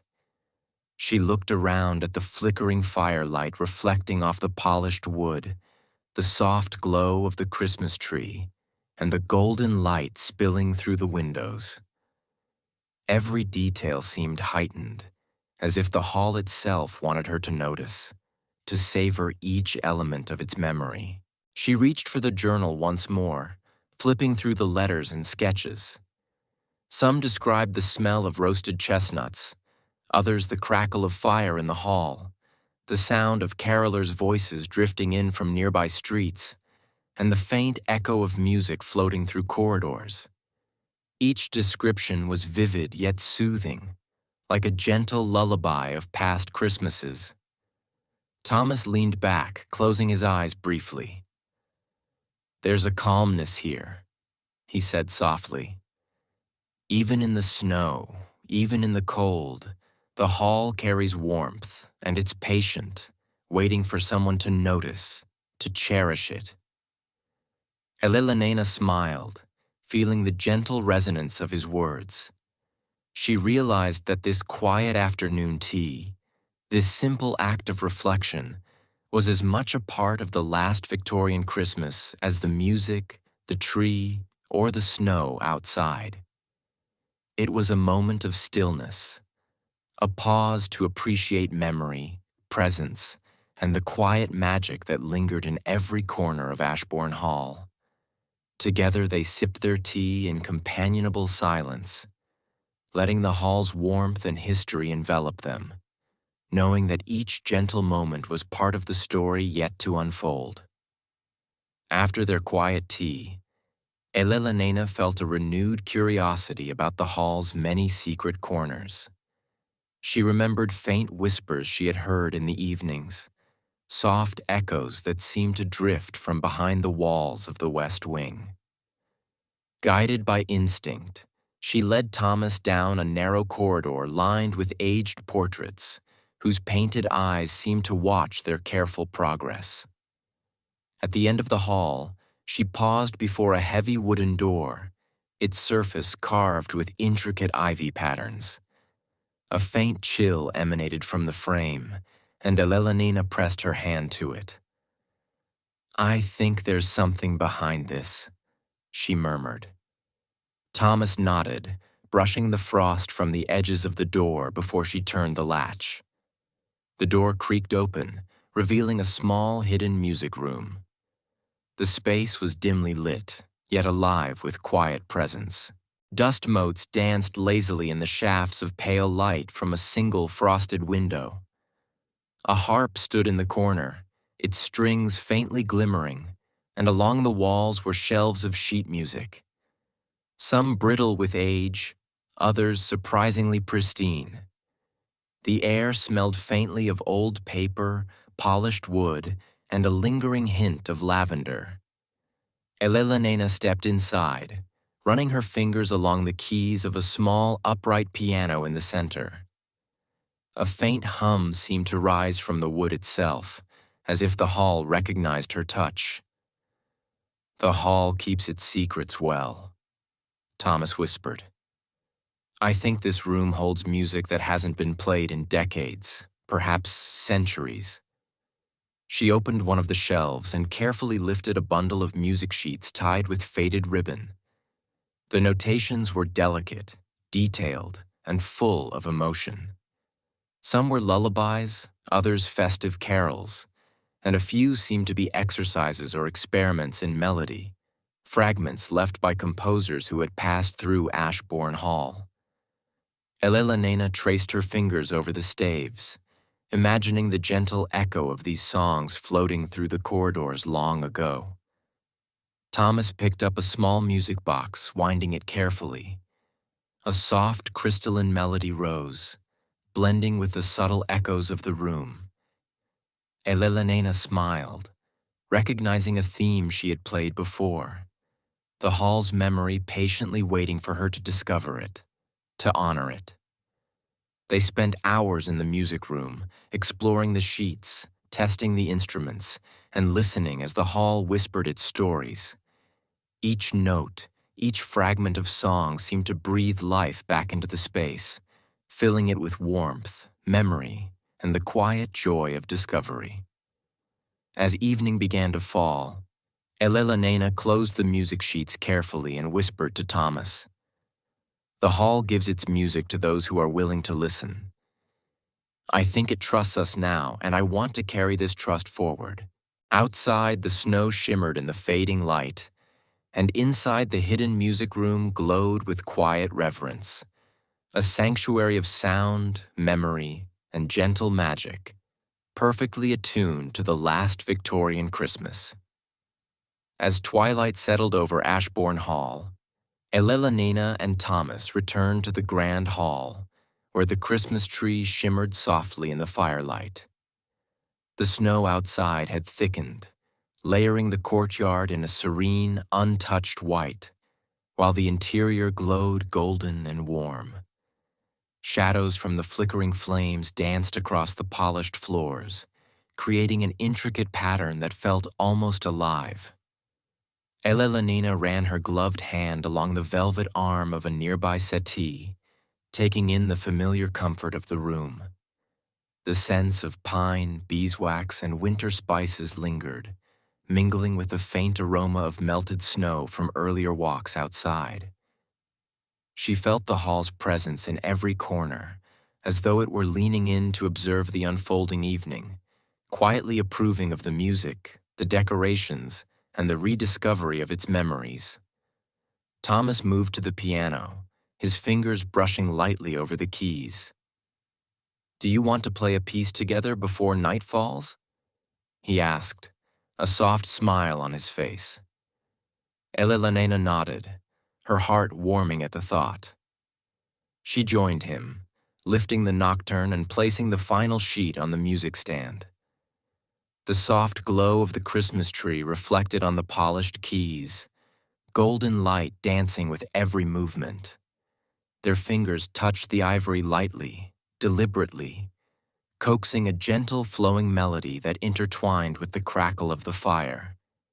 Each note resonated through the hall, soft yet clear, carrying the spirit of past Christmases, the warmth of family, and the quiet magic of Ashborne Hall itself.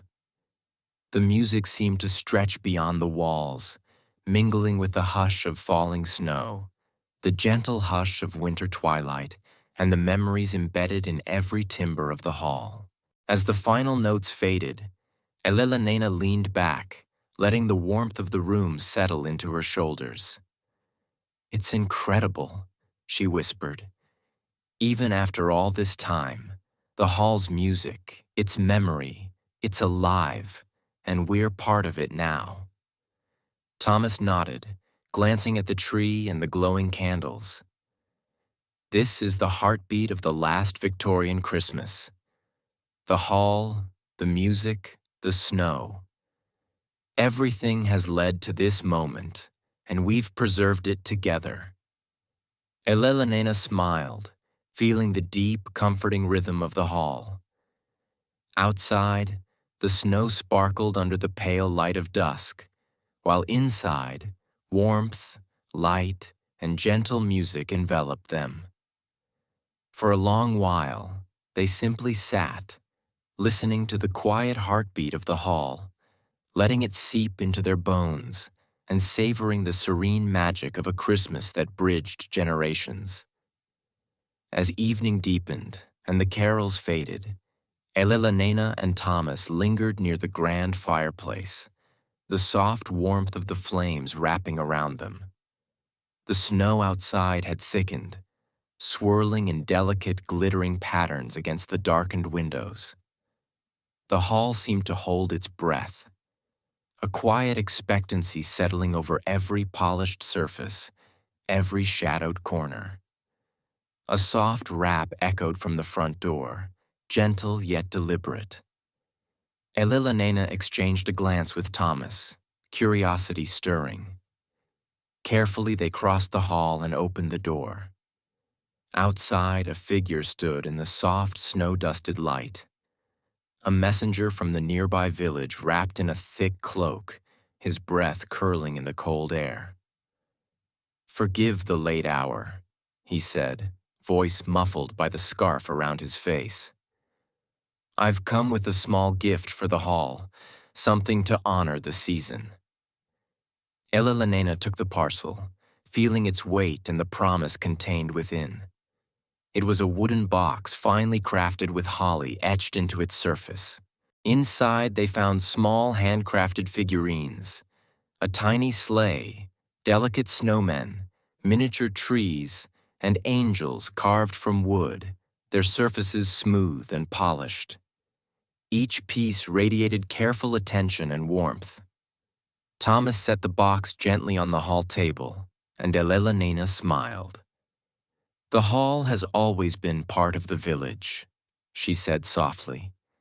"Its spirit touches everyone nearby. Even now, in the last Victorian Christmas, people still honor it." They carried the figurines to the grand Christmas tree, arranging them carefully among the branches. The flickering candlelight reflected off the tiny figures, casting miniature shadows on the polished floor. The hall seemed to lean closer, as if approving the gift, absorbing the memory and the intention behind it. Elellanena stepped back, brushing a gloved hand along the tree. "Each gesture becomes part of the hall's memory," she murmured. "The music, the stories, the decorations, they all weave together into something lasting, gentle, and warm." Thomas nodded, his eyes reflecting the soft glow of candles. "And tonight, the hall welcomes not only its past, but its present. We are witnesses, participants, and caretakers of its story." Outside, the snow continued to shimmer silently under the pale moonlight, while inside, Ashborne Hall glowed with quiet life.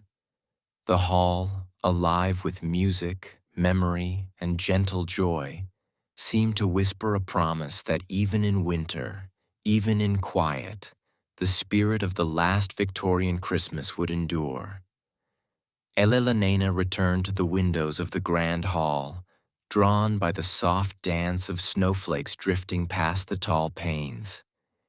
Each flake sparkled like a tiny crystal, catching the flickering candlelight from inside and reflecting it back in delicate ephemeral patterns. Thomas joined her, his breath fogging slightly as he pressed his hand against the cool glass. "The snow makes the world feel slower," Elellanena whispered, "like it's letting us breathe. Let the hall breathe before the festivities tomorrow." Thomas nodded, tracing a finger along the frost edging the window. "It's a quiet reminder of the season. Soft, peaceful, patient.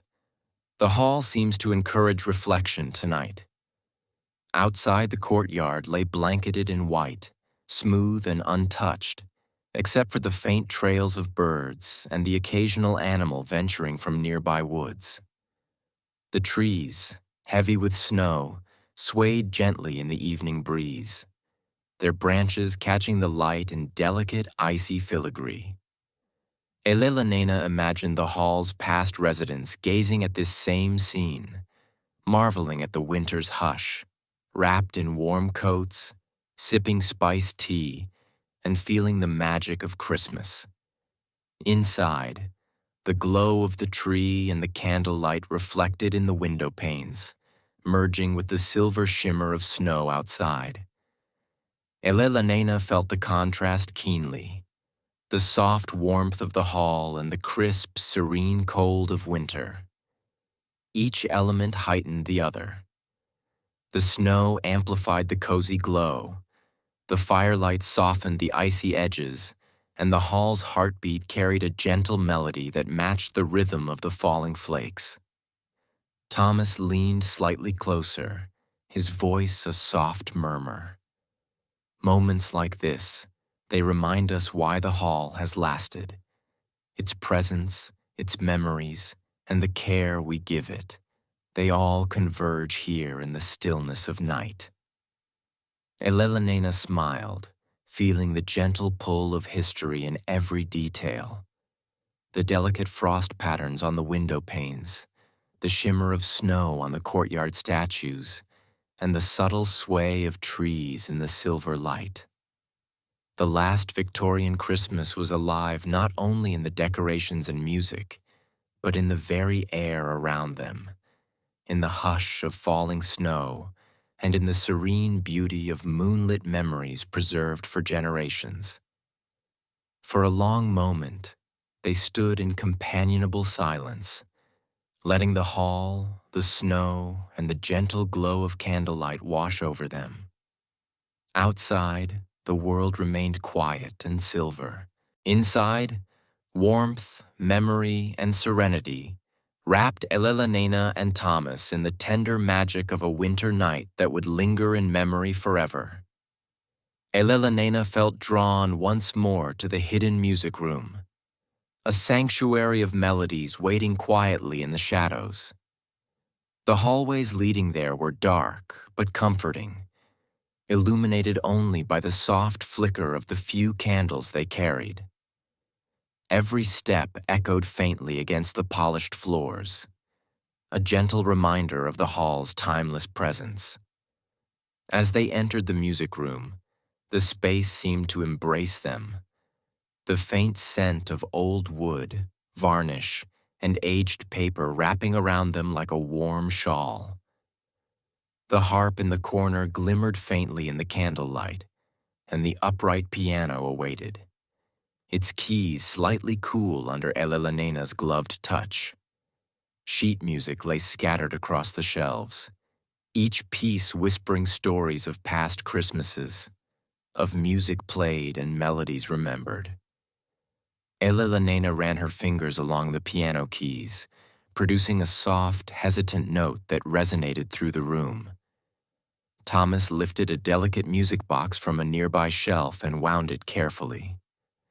A crystalline tune began to play, gentle and soothing, mingling perfectly with the faint echo of the piano key. The hall seemed to respond, a subtle vibration running through the timbers, as if approving the harmony of past and present. They explored the music room slowly, taking care with each sheet of music they touched, each instrument they played. Some pieces were joyful, others melancholic, but every note was deliberate, soothing, and immersive. Elellanena imagined the composers, long-gone residents, watching quietly, pleased that their music had found ears willing to hear and hearts willing to feel. "The hall's music isn't just in the notes," Thomas whispered. "It's in the air, in the walls, in the moments between each sound. That's where the magic lives." Elellanena nodded, letting her fingers glide over the keys, producing a gentle melody that intertwined with the music box's soft tune. Outside, snowflakes brushed against the frosted windows, silvering the night, while inside, the hall's hidden sanctuary thrummed quietly with memory, melody, and a timeless, gentle magic. For a long while, they played in companionable silence, letting the music linger, echo, and settle like a soft, warm blanket. The last Victorian Christmas continued to unfold, its heartbeats of sound and memory filling the hidden corners of Ashborne Hall with serene, enduring life. After leaving the music room, Elellanena and Thomas returned once again to the library, drawn by the comforting glow of the fire. The room was bathed in golden light, the flickering flames sending gentle shadows across the rows of leather-bound books. The air smelled faintly of pine, candle wax, and aged paper, an aroma that felt both nostalgic and soothing. Elellanena sank into the low armchair near the hearth, tucking her hands into the warmth radiating from the fire. Thomas sat opposite her, a small teacup in hand, letting the silence of the library settle around them. Outside, the snow continued to fall softly, a quiet curtain that separated the hall from the world beyond. The occasional hiss of the fire and the faint rustle of pages created a lullaby of soft sounds, perfect for reflection and calm. She picked up a volume of poetry, running her fingers along the gilded letters on the spine before opening it to a random page. The words spoke of winter landscapes, quiet evenings, and the gentle joy of shared warmth. Elellanena read aloud softly, letting the syllables float through the library, blending with the crackle of the fire and the soft hum of the hall itself. Thomas listened quietly, his eyes reflecting the golden light. "It's remarkable," he murmured. "The hall preserves moments like this. The warmth, the stories, the gentle hush of evening. It all lingers, waiting for someone to notice." Elellanena smiled, turning another page. The library felt like a cocoon, a haven where time slowed and memories settled into gentle layers.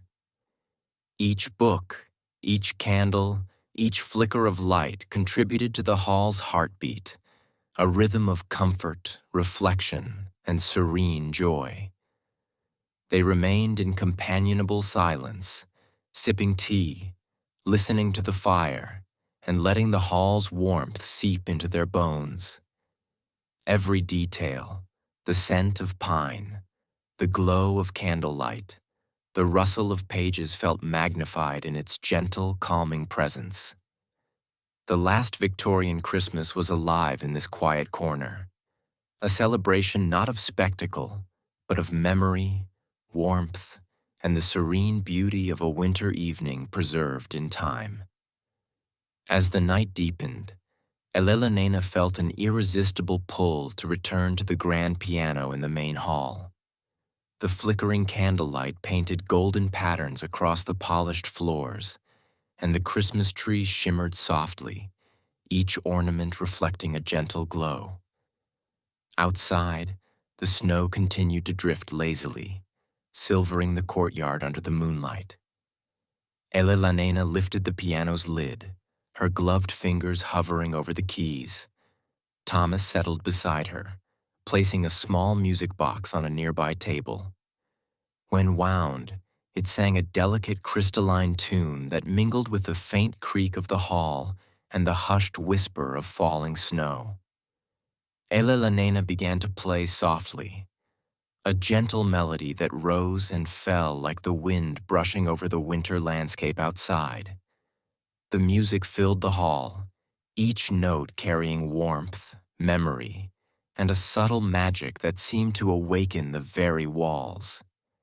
Elellanena imagined the hall itself breathing in time with the song, the timbers humming, the shadows dancing lightly, and the faint echo of past celebrations blending seamlessly with the present. Thomas watched quietly, occasionally tapping a rhythm on the table, his eyes reflecting the candlelight. "The hall listens," he whispered. "Every note you play becomes part of its story. Every pause, every gentle chord, it's woven into its memory." Elellanena smiled, letting the music guide her. The melody was slow, deliberate, soothing, a lullaby for the hall, for themselves, and for anyone who had ever walked these corridors. Outside, the snowflakes twirled in the moonlight, their soft descent echoing the gentle rhythm of her playing. As the final notes faded, Elellanena rested her hands on the keys, letting the silence that followed be as rich and warm as the music itself. Thomas leaned back, sipping tea, and the two of them shared a quiet smile, knowing that this moment, music, candlelight, snow, and memory, was the heartbeat of the last Victorian Christmas. The hall was alive with calm, reflection, and the gentle magic of winter, a sanctuary of warmth and memory that would linger long after the final note had faded. After the soft winter melody, Elellanena and Thomas returned once more to the grand hall, drawn to the hearth where the fire cast its comforting glow. The flames flickered and danced, sending gentle patterns of light across the polished floor and the ornaments of the Christmas tree. The room was serene, yet alive with quiet anticipation, as if the hall itself awaited the melody of song. Elellanena began softly, her voice carrying the first notes of a familiar Victorian carol. Thomas joined, harmonizing with a gentle, steady warmth. The sound filled the hall, weaving through the tall windows, around the fireplace, and over the polished floors. The golden light of candles reflected on the walls, making the shadows dance in soft, rhythmic patterns as though applauding the music. The fragrance of pine wax and lingering spices mingled with the gentle echo of their voices, creating a rich, soothing atmosphere. Elellanena closed her eyes for a moment, imagining families from generations past standing in the hall, singing in harmony by candlelight, their laughter and joy mingling with the music. The hall seemed to embrace these imagined figures, the walls and timbers absorbing each note, each whispered word of the carol. Thomas's voice blended perfectly with Elellanenna's, each note deliberate, slow, and calming. The music wrapped around them like a warm blanket, the cadence of the carols steady and comforting. Occasionally, the soft hiss of wind against the tall windows punctuated the music, a reminder of the snowstorm still falling outside, serene and unhurried. After several carols, Elellanena paused, letting the final notes linger in the hall. The silence that followed was not empty. It was full, filled with the warmth of memory, the presence of the hall, and the quiet satisfaction of sharing something timeless. "The hall listens," Elellanena whispered, smiling, "and it remembers everything. Every song, every note, every gentle moment of joy." Thomas nodded, gazing at the flickering candlelight and the shimmering ornaments of the tree. "We're part of that memory now. Tonight, we're carrying it forward." Outside, the snowflakes drifted lazily, silvering the world in quiet magic, while inside the hall hummed softly in response, alive with music, memory, and the tender spirit of the last Victorian Christmas. As the evening deepened and the carols faded, Elellanena and Thomas lingered near the grand fireplace, the soft warmth of the flames wrapping around them. The snow outside had thickened, swirling in delicate, glittering patterns against the darkened windows. The hall seemed to hold its breath, a quiet expectancy settling over every polished surface, every shadowed corner. A soft rap echoed from the front door, gentle yet deliberate. Elellanena exchanged a glance with Thomas, curiosity stirring. Carefully, they crossed the hall and opened the door. Outside, a figure stood in the soft, snow-dusted light. A messenger from the nearby village wrapped in a thick cloak, his breath curling in the cold air. "Forgive the late hour," he said, voice muffled by the scarf around his face. "I've come with a small gift for the hall, something to honor the season." Elellanena took the parcel, feeling its weight and the promise contained within. It was a wooden box finely crafted with holly etched into its surface. Inside, they found small handcrafted figurines, a tiny sleigh, delicate snowmen, miniature trees, and angels carved from wood, their surfaces smooth and polished. Each piece radiated careful attention and warmth. Thomas set the box gently on the hall table, and Elellanena smiled. "The hall has always been part of the village," she said softly. "Its spirit touches everyone nearby. Even now, in the last Victorian Christmas, people still honor it." They carried the figurines to the grand Christmas tree, arranging them carefully among the branches. The flickering candlelight reflected off the tiny figures, casting miniature shadows on the polished floor. The hall seemed to lean closer, as if approving the gift, absorbing the memory and the intention behind it. Elellanena stepped back, brushing a gloved hand along the tree. "Each gesture becomes part of the hall's memory," she murmured. "The music, the stories, the decorations, they all weave together into something lasting, gentle, and warm." Thomas nodded, his eyes reflecting the soft glow of candles. And tonight, the hall welcomes not only its past, but its present. We are witnesses, participants, and caretakers of its story. Outside, the snow continued to shimmer silently under the pale moonlight, while inside, Ashborne Hall glowed with quiet life. The hall, alive with music, memory, and gentle joy, seemed to whisper a promise that even in winter, even in quiet, the spirit of the last Victorian Christmas would endure. Elellanena returned to the windows of the grand hall, drawn by the soft dance of snowflakes drifting past the tall panes. Each flake sparkled like a tiny crystal, catching the flickering candlelight from inside and reflecting it back in delicate ephemeral patterns. Thomas joined her, his breath fogging slightly as he pressed his hand against the cool glass. "The snow makes the world feel slower," Elellanena whispered, "like it's letting us breathe. Let the hall breathe before the festivities tomorrow." Thomas nodded, tracing a finger along the frost edging the window.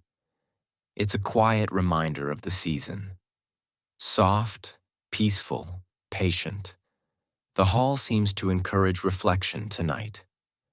Outside, the courtyard lay blanketed in white, smooth and untouched, except for the faint trails of birds and the occasional animal venturing from nearby woods. The trees, heavy with snow, swayed gently in the evening breeze, their branches catching the light in delicate icy filigree. Elellanena imagined the hall's past residents gazing at this same scene, marveling at the winter's hush, wrapped in warm coats, sipping spiced tea, and feeling the magic of Christmas.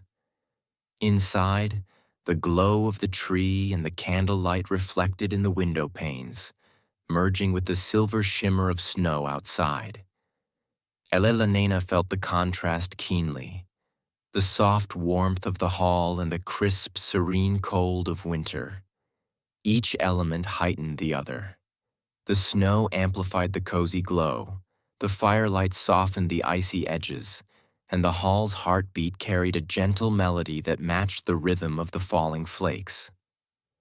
Thomas leaned slightly closer, his voice a soft murmur. Moments like this, they remind us why the hall has lasted. Its presence, its memories, and the care we give it, they all converge here in the stillness of night. Elellanena smiled, feeling the gentle pull of history in every detail. The delicate frost patterns on the window panes, the shimmer of snow on the courtyard statues, and the subtle sway of trees in the silver light.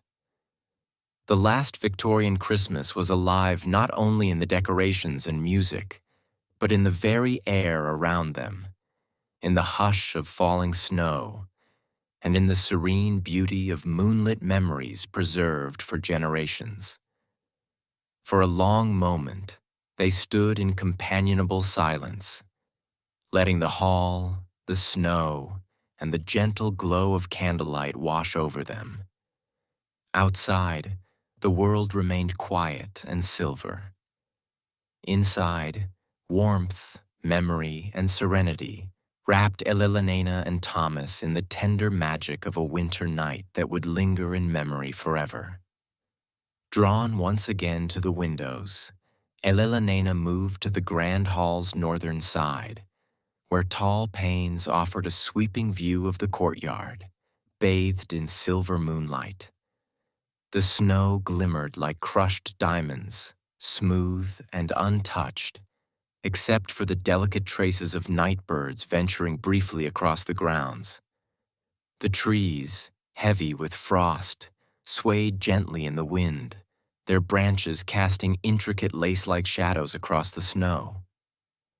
Thomas stepped beside her, carrying a small candle whose warm glow contrasted beautifully with the cool blue of the moonlit snow. "It's almost magical," he murmured. "The hall looks like a painting tonight, frozen yet alive, serene yet full of quiet energy." Elellanena nodded, her eyes tracing the paths between hedges and statues that seemed suspended in the pale light. She could almost hear the faint echoes of carols sung long ago in the courtyard, the laughter of children playing in the snow, and the crunch of boots across icy paths. The moonlight softened every edge, every shadow, creating a world that was calm, still, and deeply enchanting. A gentle wind drifted through the slightly open window, carrying the crisp scent of snow and winter pine. Elellanena inhaled slowly, letting the cold, clean air fill her lungs and invigorate her senses.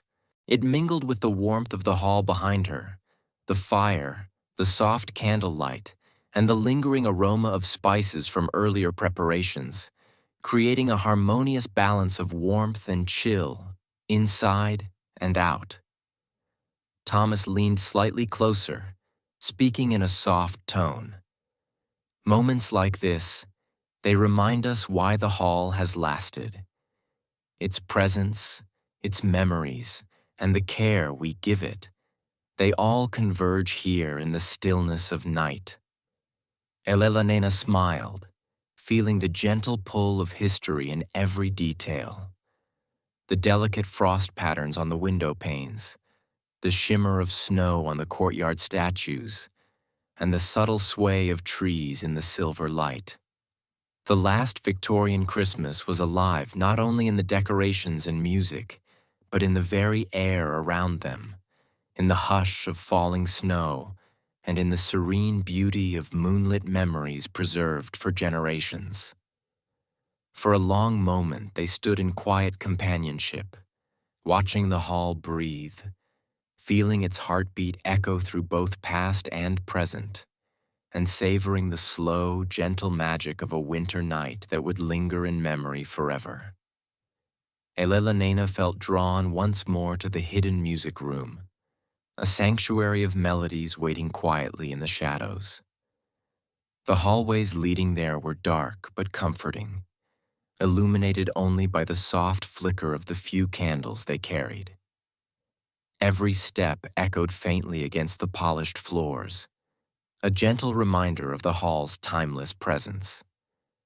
As they entered the music room, the space seemed to embrace them, the faint scent of old wood, varnish, and aged paper wrapping around them like a warm shawl. The harp in the corner glimmered faintly in the candlelight, and the upright piano awaited, its keys slightly cool under Elellanenna's gloved touch. Sheet music lay scattered across the shelves, each piece whispering stories of past Christmases, of music played and melodies remembered. Elellanena ran her fingers along the piano keys, producing a soft, hesitant note that resonated through the room. Thomas lifted a delicate music box from a nearby shelf and wound it carefully. A crystalline tune began to play, gentle and soothing, mingling perfectly with the faint echo of the piano key. The hall seemed to respond, a subtle vibration running through the timbers, as if approving the harmony of past and present. They explored the music room slowly, taking care with each sheet of music they touched, each instrument they played. Some pieces were joyful, others melancholic, but every note was deliberate, soothing, and immersive. Elellanena imagined the composers, long-gone residents, watching quietly, pleased that their music had found ears willing to hear and hearts willing to feel. "The hall's music isn't just in the notes," Thomas whispered. "It's in the air, in the walls, in the moments between each sound. That's where the magic lives." Elellanena nodded, letting her fingers glide over the keys, producing a gentle melody that intertwined with the music box's soft tune. Outside, snowflakes brushed against the frosted windows, silvering the night, while inside, the hall's hidden sanctuary thrummed quietly with memory, melody, and a timeless, gentle magic. For a long while, they played in companionable silence, letting the music linger, echo, and settle like a soft, warm blanket. The last Victorian Christmas continued to unfold, its heartbeats of sound and memory filling the hidden corners of Ashborne Hall with serene, enduring life.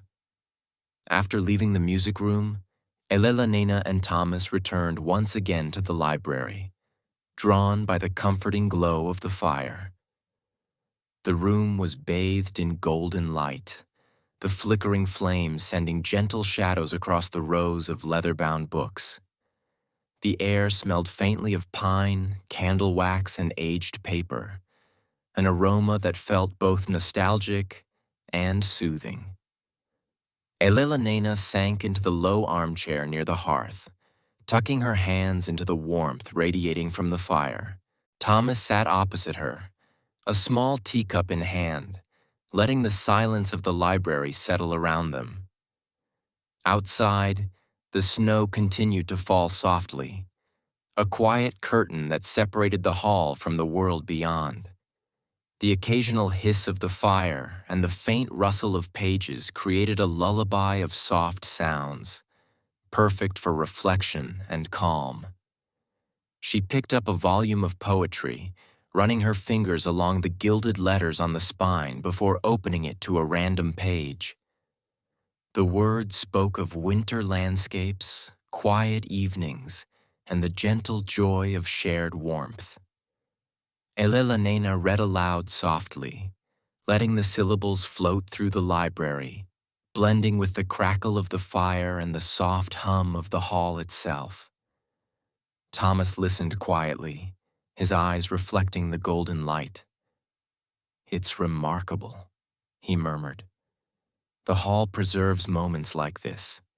The warmth, the stories, the gentle hush of evening. It all lingers, waiting for someone to notice."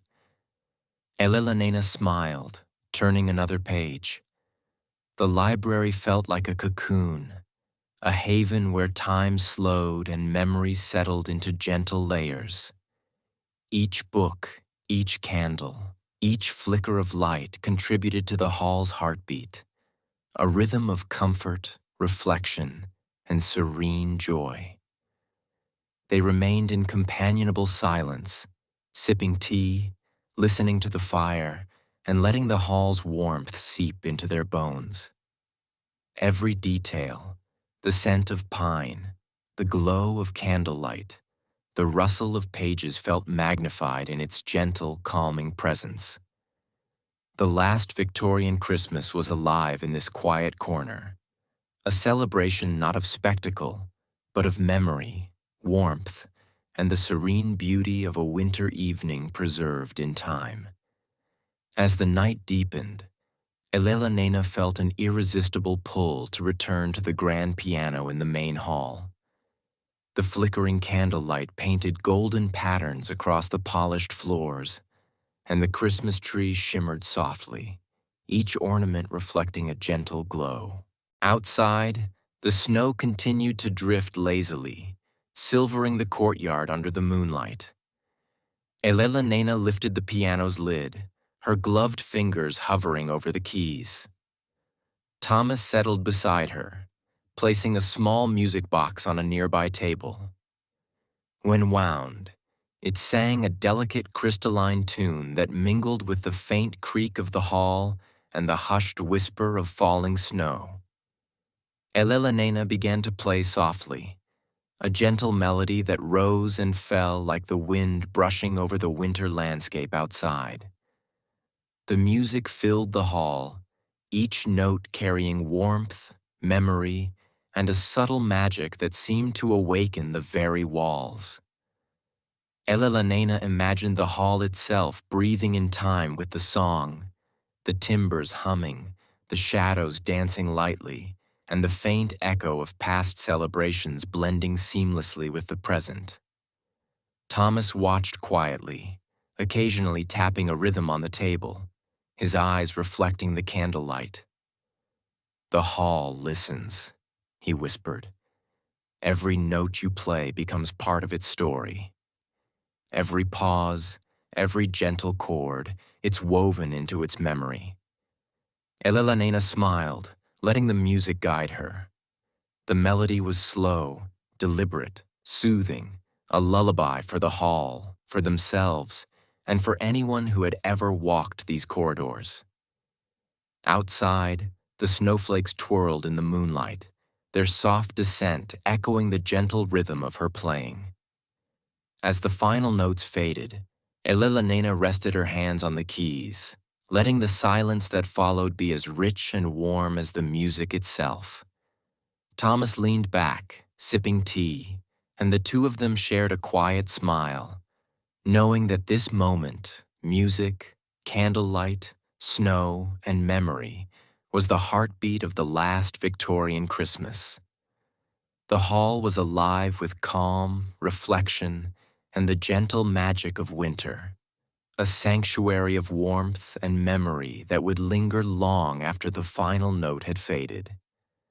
After the soft winter melody, Elellanena and Thomas returned once more to the grand hall, drawn to the hearth where the fire cast its comforting glow. The flames flickered and danced, sending gentle patterns of light across the polished floor and the ornaments of the Christmas tree. The room was serene, yet alive with quiet anticipation, as if the hall itself awaited the melody of song. Elellanena began softly, her voice carrying the first notes of a familiar Victorian carol. Thomas joined, harmonizing with a gentle, steady warmth. The sound filled the hall, weaving through the tall windows, around the fireplace, and over the polished floors. The golden light of candles reflected on the walls, making the shadows dance in soft, rhythmic patterns as though applauding the music. The fragrance of pine wax and lingering spices mingled with the gentle echo of their voices, creating a rich, soothing atmosphere. Elellanena closed her eyes for a moment, imagining families from generations past standing in the hall, singing in harmony by candlelight, their laughter and joy mingling with the music. The hall seemed to embrace these imagined figures, the walls and timbers absorbing each note, each whispered word of the carol. Thomas's voice blended perfectly with Elellanenna's, each note deliberate, slow, and calming. The music wrapped around them like a warm blanket, the cadence of the carol steady and comforting. Occasionally, the soft hiss of wind against the tall windows punctuated the music, a reminder of the snowstorm still falling outside, serene and unhurried. After several carols, Elellanena paused, letting the final notes linger in the hall. The silence that followed was not empty. It was full, filled with the warmth of memory, the presence of the hall, and the quiet satisfaction of sharing something timeless. "The hall listens," Elellanena whispered, smiling, "and it remembers everything. Every song, every note, every gentle moment of joy." Thomas nodded, gazing at the flickering candlelight and the shimmering ornaments of the tree. "We're part of that memory now. Tonight, we're carrying it forward." Outside, the snowflakes drifted lazily, silvering the world in quiet magic, while inside the hall hummed softly in response, alive with music, memory, and the tender spirit of the last Victorian Christmas. As the evening deepened and the carols faded, Elellanena and Thomas lingered near the grand fireplace, the soft warmth of the flames wrapping around them. The snow outside had thickened, swirling in delicate, glittering patterns against the darkened windows. The hall seemed to hold its breath, a quiet expectancy settling over every polished surface, every shadowed corner. A soft rap echoed from the front door, gentle yet deliberate. Elellanena exchanged a glance with Thomas, curiosity stirring. Carefully, they crossed the hall and opened the door. Outside, a figure stood in the soft, snow-dusted light. A messenger from the nearby village wrapped in a thick cloak, his breath curling in the cold air. "Forgive the late hour," he said, voice muffled by the scarf around his face. "I've come with a small gift for the hall, something to honor the season." Elellanena took the parcel, feeling its weight and the promise contained within. It was a wooden box finely crafted with holly etched into its surface. Inside, they found small handcrafted figurines, a tiny sleigh, delicate snowmen, miniature trees, and angels carved from wood, their surfaces smooth and polished. Each piece radiated careful attention and warmth. Thomas set the box gently on the hall table, and Elellanena smiled.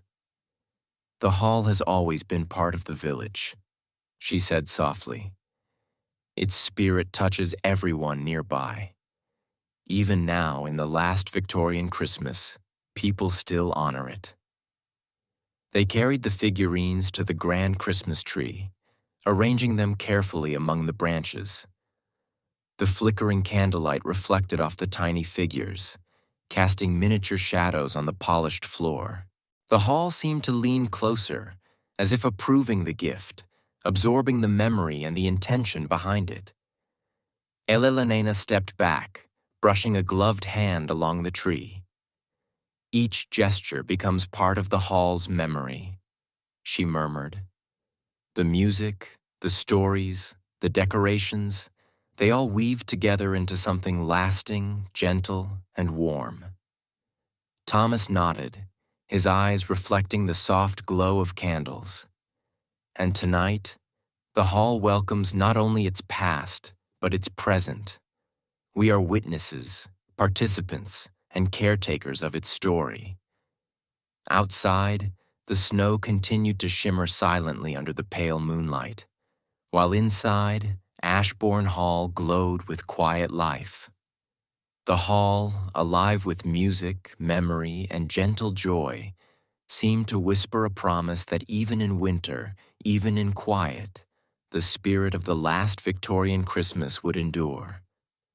Elellanena returned to the windows of the grand hall, drawn by the soft dance of snowflakes drifting past the tall panes. Each flake sparkled like a tiny crystal, catching the flickering candlelight from inside and reflecting it back in delicate ephemeral patterns. Thomas joined her, his breath fogging slightly as he pressed his hand against the cool glass. "The snow makes the world feel slower," Elellanena whispered, "like it's letting us breathe. Let the hall breathe before the festivities tomorrow." Thomas nodded, tracing a finger along the frost edging the window. It's a quiet reminder of the season. Soft, peaceful, patient. The hall seems to encourage reflection tonight. Outside, the courtyard lay blanketed in white, smooth and untouched, except for the faint trails of birds and the occasional animal venturing from nearby woods. The trees, heavy with snow, swayed gently in the evening breeze, their branches catching the light in delicate icy filigree. Elellanena imagined the hall's past residents gazing at this same scene, marveling at the winter's hush, wrapped in warm coats, sipping spiced tea, and feeling the magic of Christmas. Inside, the glow of the tree and the candlelight reflected in the window panes, merging with the silver shimmer of snow outside. Elellanena felt the contrast keenly, the soft warmth of the hall and the crisp, serene cold of winter. Each element heightened the other. The snow amplified the cozy glow. The firelight softened the icy edges, and the hall's heartbeat carried a gentle melody that matched the rhythm of the falling flakes. Thomas leaned slightly closer, his voice a soft murmur.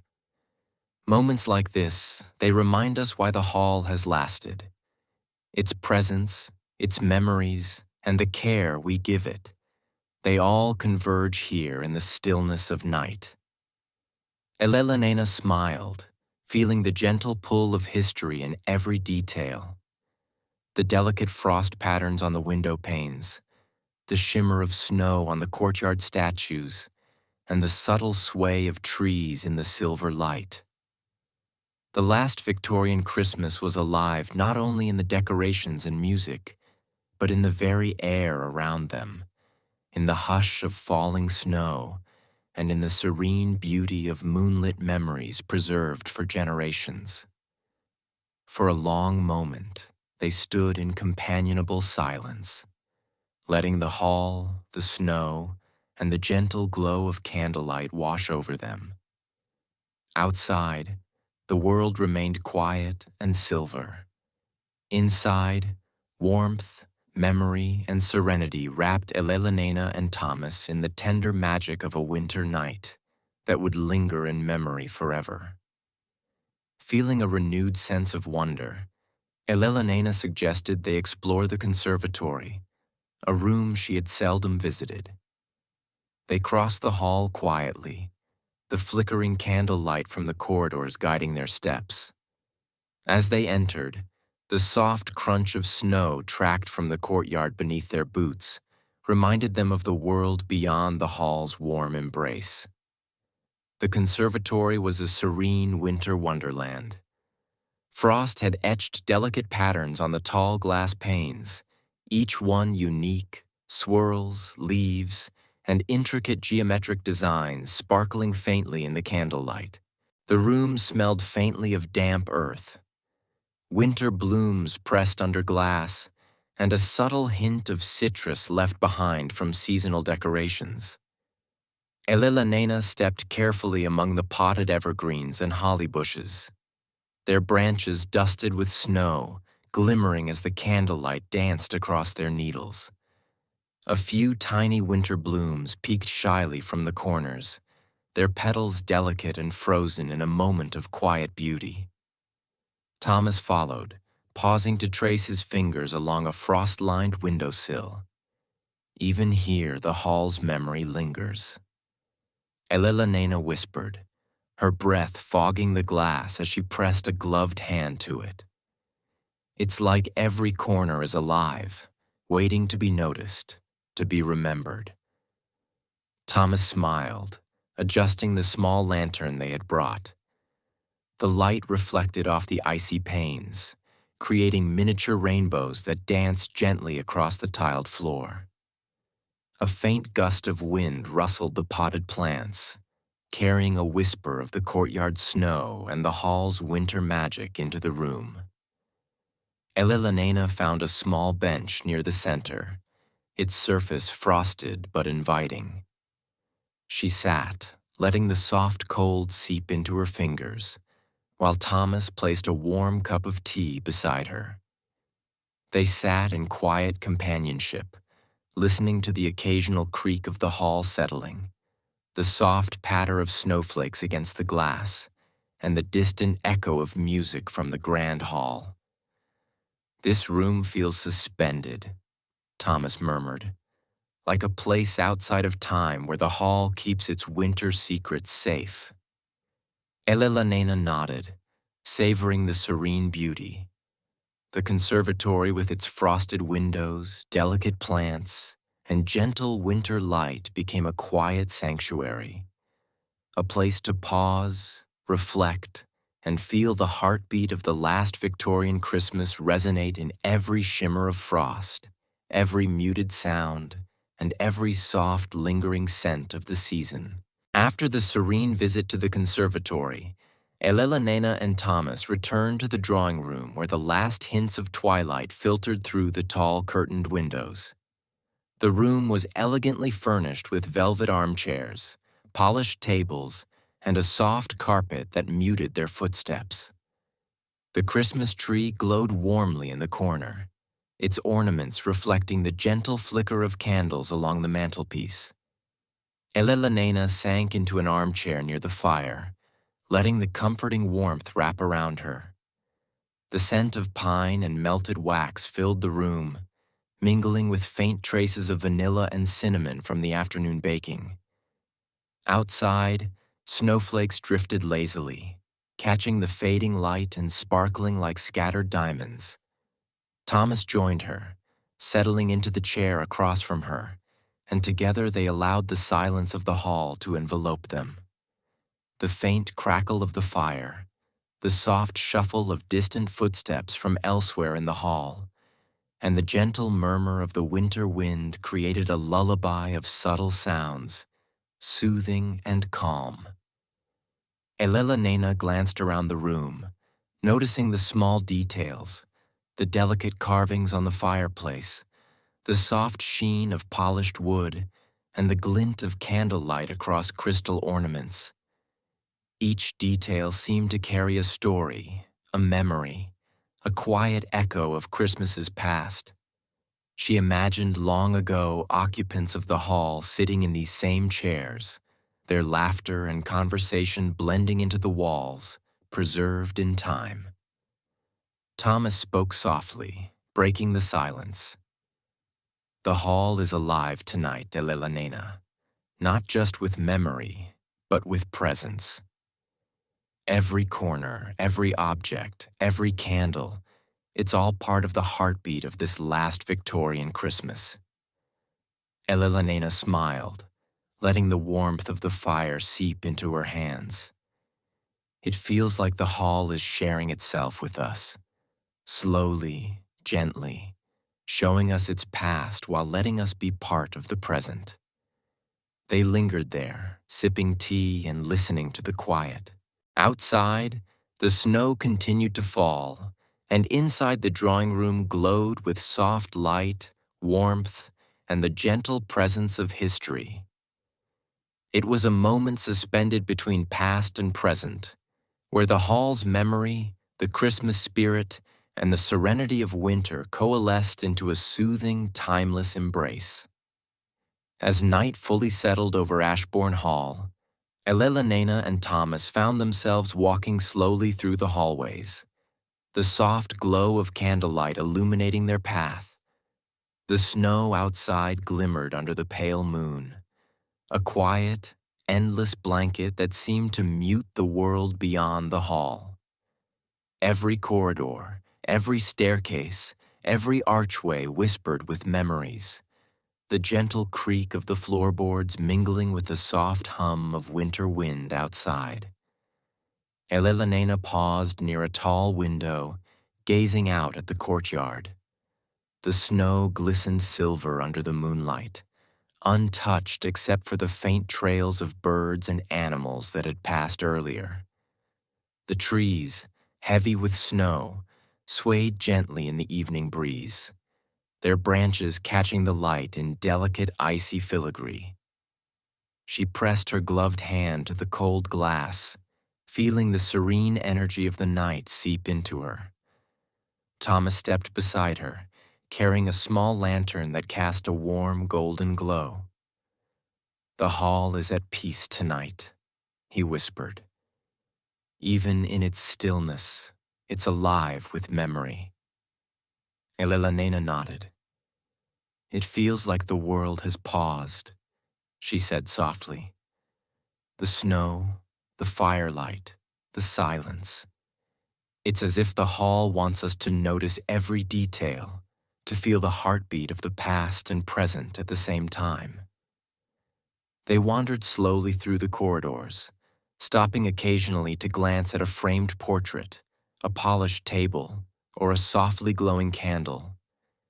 Every corner seemed to respond to their presence, the shadows shifting gently, as if acknowledging their care and attention. The hall's memory was tangible, alive, yet calm, embracing them in a gentle, timeless rhythm. At last, they returned to the grand hall, standing quietly near the Christmas tree. The flickering candlelight illuminated the ornaments, the golden glow reflecting across the polished floors. Elellanena inhaled deeply, savoring the warmth, the scent of pine, and the soft hum of history that filled the space. "This," she whispered, "is the heart of Ashborne Hall tonight. The calm, the light, the memory. It's all here, and we are part of it." Thomas nodded, his eyes reflecting the soft glow, and we carry it forward. Every gentle sound, every flicker of light, every memory preserved.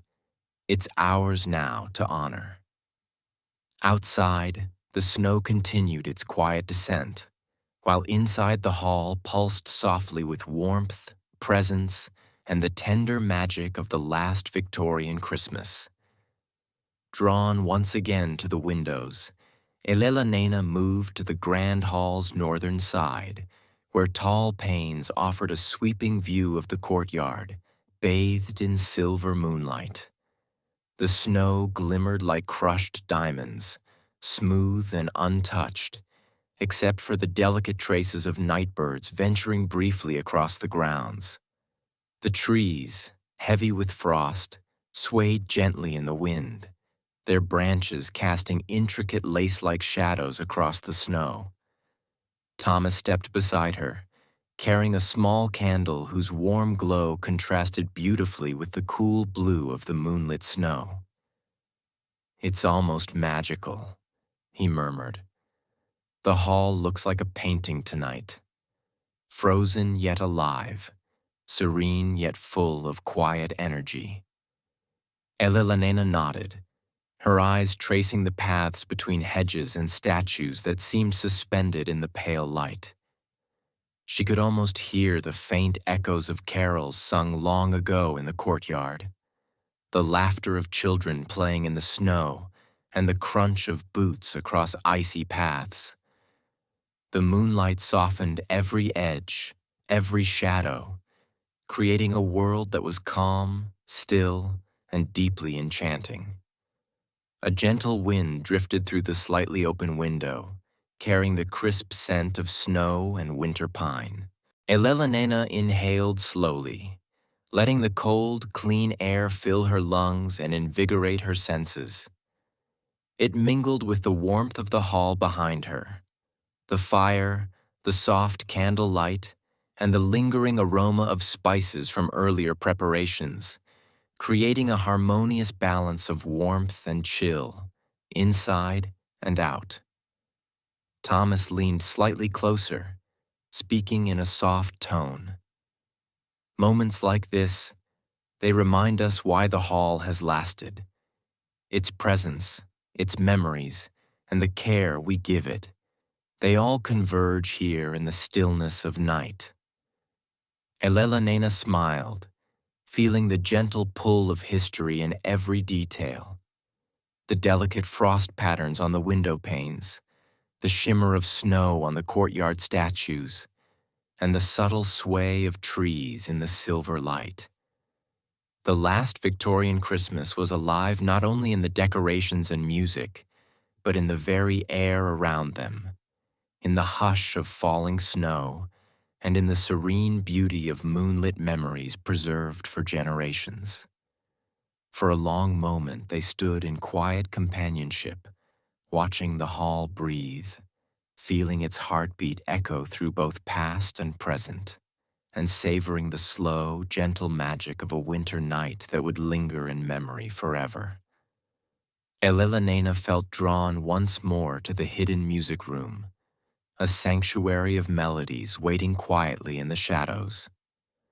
The hallways leading there were dark but comforting, illuminated only by the soft flicker of the few candles they carried. Every step echoed faintly against the polished floors, a gentle reminder of the hall's timeless presence. As they entered the music room, the space seemed to embrace them, the faint scent of old wood, varnish, and aged paper wrapping around them like a warm shawl. The harp in the corner glimmered faintly in the candlelight, and the upright piano awaited, its keys slightly cool under Elellenena's gloved touch. Sheet music lay scattered across the shelves, each piece whispering stories of past Christmases, of music played and melodies remembered. Elellanena ran her fingers along the piano keys, producing a soft, hesitant note that resonated through the room. Thomas lifted a delicate music box from a nearby shelf and wound it carefully. A crystalline tune began to play, gentle and soothing, mingling perfectly with the faint echo of the piano key. The hall seemed to respond, a subtle vibration running through the timbers, as if approving the harmony of past and present. They explored the music room slowly, taking care with each sheet of music they touched, each instrument they played. Some pieces were joyful, others melancholic, but every note was deliberate, soothing, and immersive. Elellanena imagined the composers, long-gone residents, watching quietly, pleased that their music had found ears willing to hear and hearts willing to feel. "The hall's music isn't just in the notes," Thomas whispered. "It's in the air, in the walls, in the moments between each sound. That's where the magic lives." Elellanena nodded, letting her fingers glide over the keys, producing a gentle melody that intertwined with the music box's soft tune. Outside, snowflakes brushed against the frosted windows, silvering the night, while inside, the hall's hidden sanctuary thrummed quietly with memory, melody, and a timeless, gentle magic. For a long while, they played in companionable silence, letting the music linger, echo, and settle like a soft, warm blanket. The last Victorian Christmas continued to unfold, its heartbeats of sound and memory filling the hidden corners of Ashborne Hall with serene, enduring life. After leaving the music room, Elellanena and Thomas returned once again to the library, drawn by the comforting glow of the fire. The room was bathed in golden light, the flickering flames sending gentle shadows across the rows of leather-bound books. The air smelled faintly of pine, candle wax, and aged paper, an aroma that felt both nostalgic and soothing. Elellanena sank into the low armchair near the hearth, tucking her hands into the warmth radiating from the fire. Thomas sat opposite her, a small teacup in hand, letting the silence of the library settle around them. Outside, the snow continued to fall softly, a quiet curtain that separated the hall from the world beyond. The occasional hiss of the fire and the faint rustle of pages created a lullaby of soft sounds, perfect for reflection and calm. She picked up a volume of poetry, running her fingers along the gilded letters on the spine before opening it to a random page. The words spoke of winter landscapes, quiet evenings, and the gentle joy of shared warmth. Elellanena read aloud softly, letting the syllables float through the library, blending with the crackle of the fire and the soft hum of the hall itself. Thomas listened quietly, his eyes reflecting the golden light. "It's remarkable," he murmured. "The hall preserves moments like this. The warmth, the stories, the gentle hush of evening. It all lingers, waiting for someone to notice." Elellanena smiled, turning another page. The library felt like a cocoon, a haven where time slowed and memory settled into gentle layers. Each book, each candle, each flicker of light contributed to the hall's heartbeat, a rhythm of comfort, reflection, and serene joy. They remained in companionable silence, sipping tea, listening to the fire, and letting the hall's warmth seep into their bones. Every detail, the scent of pine, the glow of candlelight, the rustle of pages felt magnified in its gentle, calming presence. The last Victorian Christmas was alive in this quiet corner, a celebration not of spectacle, but of memory, warmth, and the serene beauty of a winter evening preserved in time. As the night deepened, Elellanena felt an irresistible pull to return to the grand piano in the main hall. The flickering candlelight painted golden patterns across the polished floors, and the Christmas tree shimmered softly, each ornament reflecting a gentle glow. Outside, the snow continued to drift lazily, silvering the courtyard under the moonlight. Elellanena lifted the piano's lid, her gloved fingers hovering over the keys. Thomas settled beside her, placing a small music box on a nearby table. When wound, it sang a delicate crystalline tune that mingled with the faint creak of the hall and the hushed whisper of falling snow. Elellanena began to play softly, a gentle melody that rose and fell like the wind brushing over the winter landscape outside. The music filled the hall, each note carrying warmth, memory, and a subtle magic that seemed to awaken the very walls.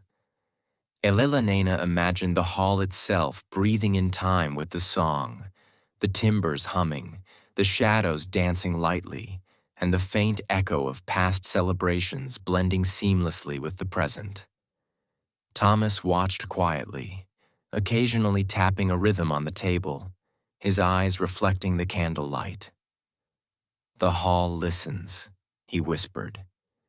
"Every note you play becomes part of its story. Every pause, every gentle chord, it's woven into its memory." Elellanena smiled, letting the music guide her. The melody was slow, deliberate, soothing, a lullaby for the hall, for themselves, and for anyone who had ever walked these corridors. Outside, the snowflakes twirled in the moonlight, their soft descent echoing the gentle rhythm of her playing. As the final notes faded, Elellanena rested her hands on the keys, letting the silence that followed be as rich and warm as the music itself. Thomas leaned back, sipping tea, and the two of them shared a quiet smile, knowing that this moment, music, candlelight, snow, and memory, was the heartbeat of the last Victorian Christmas. The hall was alive with calm, reflection, and the gentle magic of winter, a sanctuary of warmth and memory that would linger long after the final note had faded. After the soft winter melody, Elellanena and Thomas returned once more to the grand hall, drawn to the hearth where the fire cast its comforting glow. The flames flickered and danced, sending gentle patterns of light across the polished floor and the ornaments of the Christmas tree. The warmth wrapped around them like a soft blanket, chasing away the crisp chill of the winter night outside. Elellanena sank into the armchair closest to the hearth, tucking her hands near the warmth. She inhaled deeply, savoring the mingling scents of burning pine, beeswax, and the lingering aroma of the snow-dusted courtyard. Thomas settled into the nearby chair, holding a small cup of tea, letting the quiet of the hall envelop them both. Outside, the snow shimmered under the pale moonlight, each flake catching the glow of the windows, sparkling like tiny crystals. The distant echo of winter wind brushed against the tall panes, blending with the faint crackle of the fire to create a soothing rhythmic sound. Elellanena listened to it all, feeling the hall's gentle heartbeat in every creak, every sigh, every flicker of shadow and light. She traced her gloved fingers along the arm of her chair, imagining past occupants sitting in the same spot, sipping warm drinks, reading letters, or sharing quiet conversation as snow blanketed the grounds. The hall had always preserved these gentle moments, layering them like delicate embroidery over the fabric of each room. Thomas broke the silence softly. "The fire isn't just warmth," he murmured. "It's memory, comfort, and life all in one. The hall shares it with us because we notice, because we honor it." Elellanena nodded, letting her gaze wander to the dancing shadows. The last Victorian Christmas was not measured in grand gestures or bustling crowds, but in these small, luminous moments, the flicker of firelight, the hush of snow, the warmth of tea, and the gentle presence of someone who shared in the magic. They remained there for a long while, letting the glow and quietness sink deeply into their hearts. Outside, the night remained serene, and inside, Ashborne Hall thrummed softly with life, warmth, and the enduring tender magic of Christmas. After spending some time by the fire, Elellanena suggested a slow walk through the courtyard to fully appreciate the snow-draped grounds. Thomas nodded, grabbing their cloaks from the hallway stand, and together they stepped into the crisp night air. The contrast between the warmth inside the hall and the icy tranquility outside was invigorating, yet calming, like a gentle breath of winter filling their lungs. The courtyard was transformed into a glittering wonderland. Snow lay thickly across the stone pathways, muffling each footstep, while the moonlight turned every branch, fountain, and statue into a silver silhouette. Tiny icicles hung from the edges of the balustrades, catching the glow of the candlelight from the windows, refracting it into miniature rainbows that danced across the snow. The air smelled of crisp winter pine and the faint trace of wood smoke from the hall's chimneys. Elellenena's gloved hands traced the frost on a marble fountain, and she could almost hear the soft splash of water from summers past, frozen now into silence. Thomas bent down to examine delicate animal tracks in the snow, squirrels, or perhaps a fox, and they imagined tiny creatures venturing across the courtyard under the blanket of night. The hall loomed around them, majestic and patient, its stone walls absorbing the soft silver light. Each window glowed warmly, promising the safety and serenity of the rooms inside. Elellanena paused to look up at the upper balconies, imagining children leaning over to catch falling snowflakes, their laughter muffled but alive within the walls. A gentle wind stirred the trees, sending a few flakes cascading like tiny stars around them. The branches swayed softly, bending under the weight of snow, while the scent of pine filled the air more strongly with every step they took. Elellanena breathed deeply, savoring the mingling sensations of cold and warmth, silence and memory. Thomas gestured to a bench near the center of the courtyard, dusted with a fine layer of snow. They sat side by side, letting the peacefulness of the night sink into their bones. He took her hand, their gloves brushing lightly, and Elellanena felt the quiet magic of the moment, how the hall, the snow, the moonlight, and their own presence had woven together into a perfect tableau of serenity. "The hall seems endless," Thomas whispered. "But tonight, every corner, every shadow, every flake of snow feels intimate, like it's just for us." Elellanena nodded, gazing up at the moonlit sky and the softly glimmering courtyard. She could almost hear echoes of carols, footsteps, and laughter from centuries past, layered seamlessly with the present.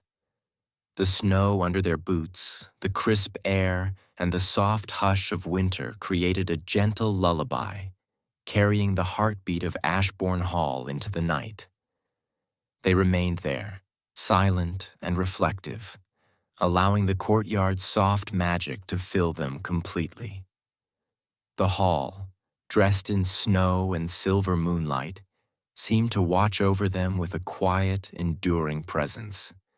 Its last Victorian Christmas unfolding, not in haste, but in slow, luminous wonder.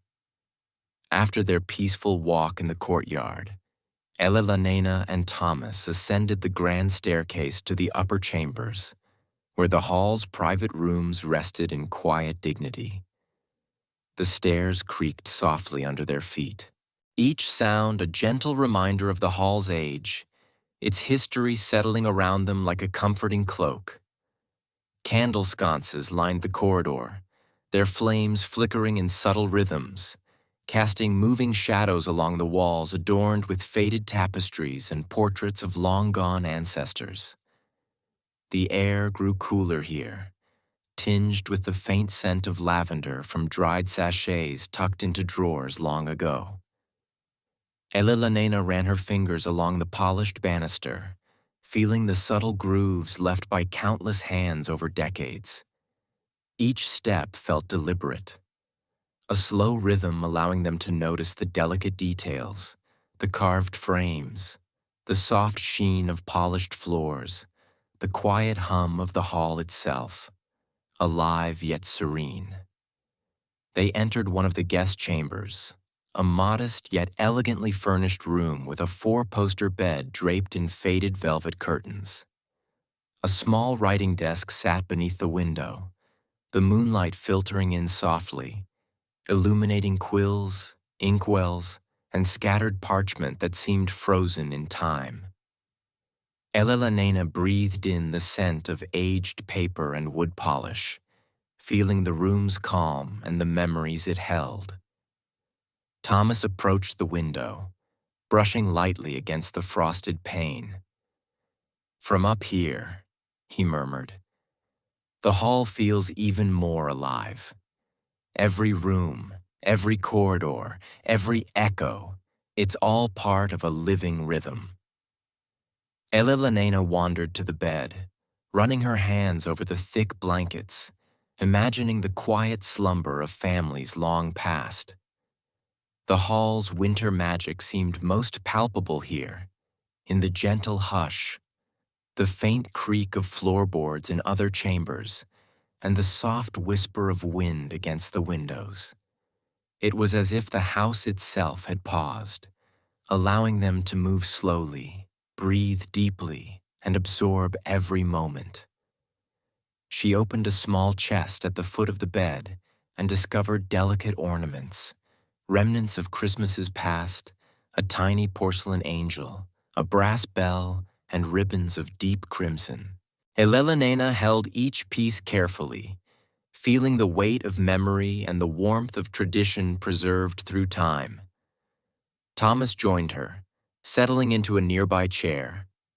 They sat in companionable silence, listening to the soft sighs of the hall, the distant murmur of snow settling on the roof, and the faint hum of the rooms around them.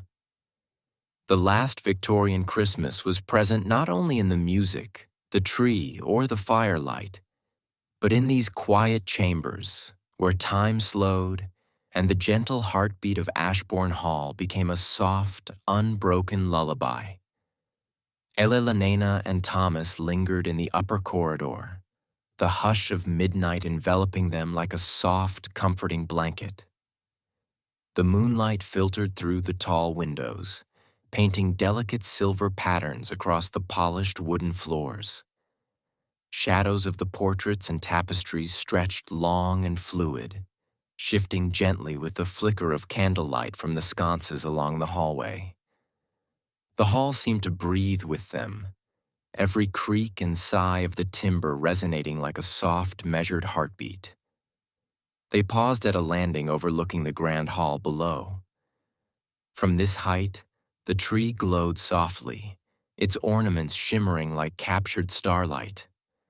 The firelight flickered against the polished floor, and the faint echoes of music they had played earlier lingered in the air, faint but comforting. Elellanena leaned lightly on the railing, feeling the warmth of the candlelight and the faint chill of night merging around her. Thomas stood beside her, gazing at the snow-blanketed courtyard. "It's remarkable," he murmured. "Every corner of this hall carries memory of laughter, of music, of quiet winter nights, and now it carries ours as well." Elellanena nodded, her eyes tracing the intricate frost on the windows, the delicate patterns etched by the cold night air. She imagined families from centuries past gazing out at the same moonlit snow, sharing whispered stories, lighting candles, and quietly celebrating the season. The hall preserved each of these moments, layering them like a soft tapestry rich with warmth and life despite the chill outside. She turned her attention to the small writing desk beneath the window where scattered parchment and faded quills rested. Picking up one sheet, she traced the delicate handwriting and imagined the hand that once wrote it. A long-ago resident, perhaps preparing notes for a holiday letter or composing a small poem to capture the quiet magic of winter.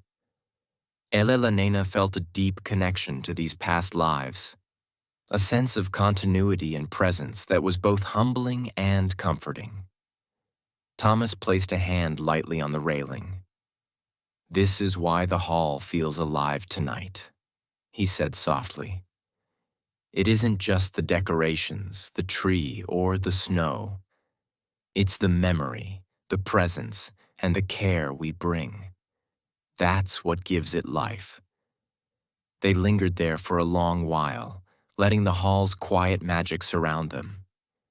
Every sound, the soft hiss of wind, the faint creak of floorboards, the distant whisper of snow merged into a gentle lullaby. Elellanena felt her pulse slow, her mind quiet, and her heart fill with warmth. The last Victorian Christmas had reached its serene crescendo, a gentle, timeless moment of reflection, peace, and presence preserved in the heart of Ashborne Hall. The clock in the grand hall chimed softly, its deep, resonant tone echoing through Ashborne Hall, marking the arrival of the deepest hours of Christmas night. Elellanena and Thomas moved slowly through the hallways, their footsteps muted by the thick rugs and polished floors, every sound blending seamlessly with the hush of winter outside. The snow glimmered under the moonlight, casting silvery reflections through the tall windows and onto the glistening ornaments of the Christmas tree. Elellanena paused by the grand fireplace, letting her hand brush the warm mantle. The flames flickered gently, their soft glow casting dancing shadows on the walls, each one telling its own story. The scent of pine, beeswax, and lingering winter spices enveloped them, a comforting embrace that seemed to carry the hall's heartbeat through every timber and stone. Thomas set a small lantern on the nearby table, its golden glow mingling with the firelight to create a serene cocoon of warmth. They moved to the Christmas tree, now radiating soft, tranquil light. Elellanena carefully touched a ribboned ornament, imagining the hands that had placed it there long ago. Each decoration seemed to hum with quiet memory, each glimmer a note in the hall's gentle, enduring song. Thomas adjusted a small figurine on the tree, a tiny sleigh that now caught the candlelight perfectly. Sitting together near the hearth, they allowed themselves to reflect on the day. The music in the hidden room, the soft carols echoing through the grand hall, the serene beauty of the frosted conservatory, and the quiet magic of the courtyard under moonlit snow. Every experience, every sight and sound had woven together into a slow, immersive tapestry of comfort, warmth, and gentle wonder. Outside, snowflakes continued their graceful descent, silvering the landscape and muffling the world in quiet calm. Inside, the hall seemed to exhale, embracing Elellanena and Thomas in a gentle, timeless hush. It was as if Ashborne Hall itself were whispering a blessing, thanking them for honoring its memories and allowing them to be part of its story. Elellanena rested her head against Thomas's shoulder, the warmth of fire and hall wrapping around them like a protective, loving blanket. The last Victorian Christmas was complete, not with grand spectacle, but with quiet reflection, gentle presence, and the serene magic of a world paused in perfect harmony. The hall, alive with memories, candlelight, and snow-kissed silence, settled into the night. Elellanena and Thomas closed their eyes, letting the soft hum of the hall, the distant whispers of snow, and the lingering warmth carry them gently toward rest. The timeless beauty of Christmas preserved in every corner, every shadow, and every soft glimmer of light promised peace, comfort, and dreams, filled with the quiet magic of Ashborne Hall. Thank you, dear viewer, for joining Elellanena and Thomas on this journey through the last Victorian Christmas at Ashborne Hall. Let the calm of the hall, the soft glow of candlelight, and the serene hush of winter settle gently over you. Close your eyes, breathe deeply, and allow the warmth, memories, and quiet magic of the season to guide you toward peaceful rest.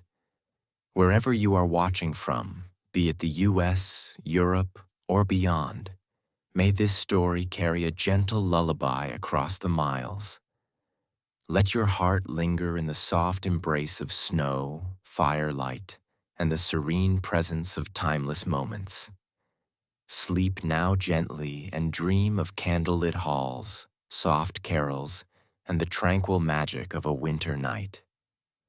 Until next time, may peace, warmth, and the quiet beauty of Christmas fill your dreams.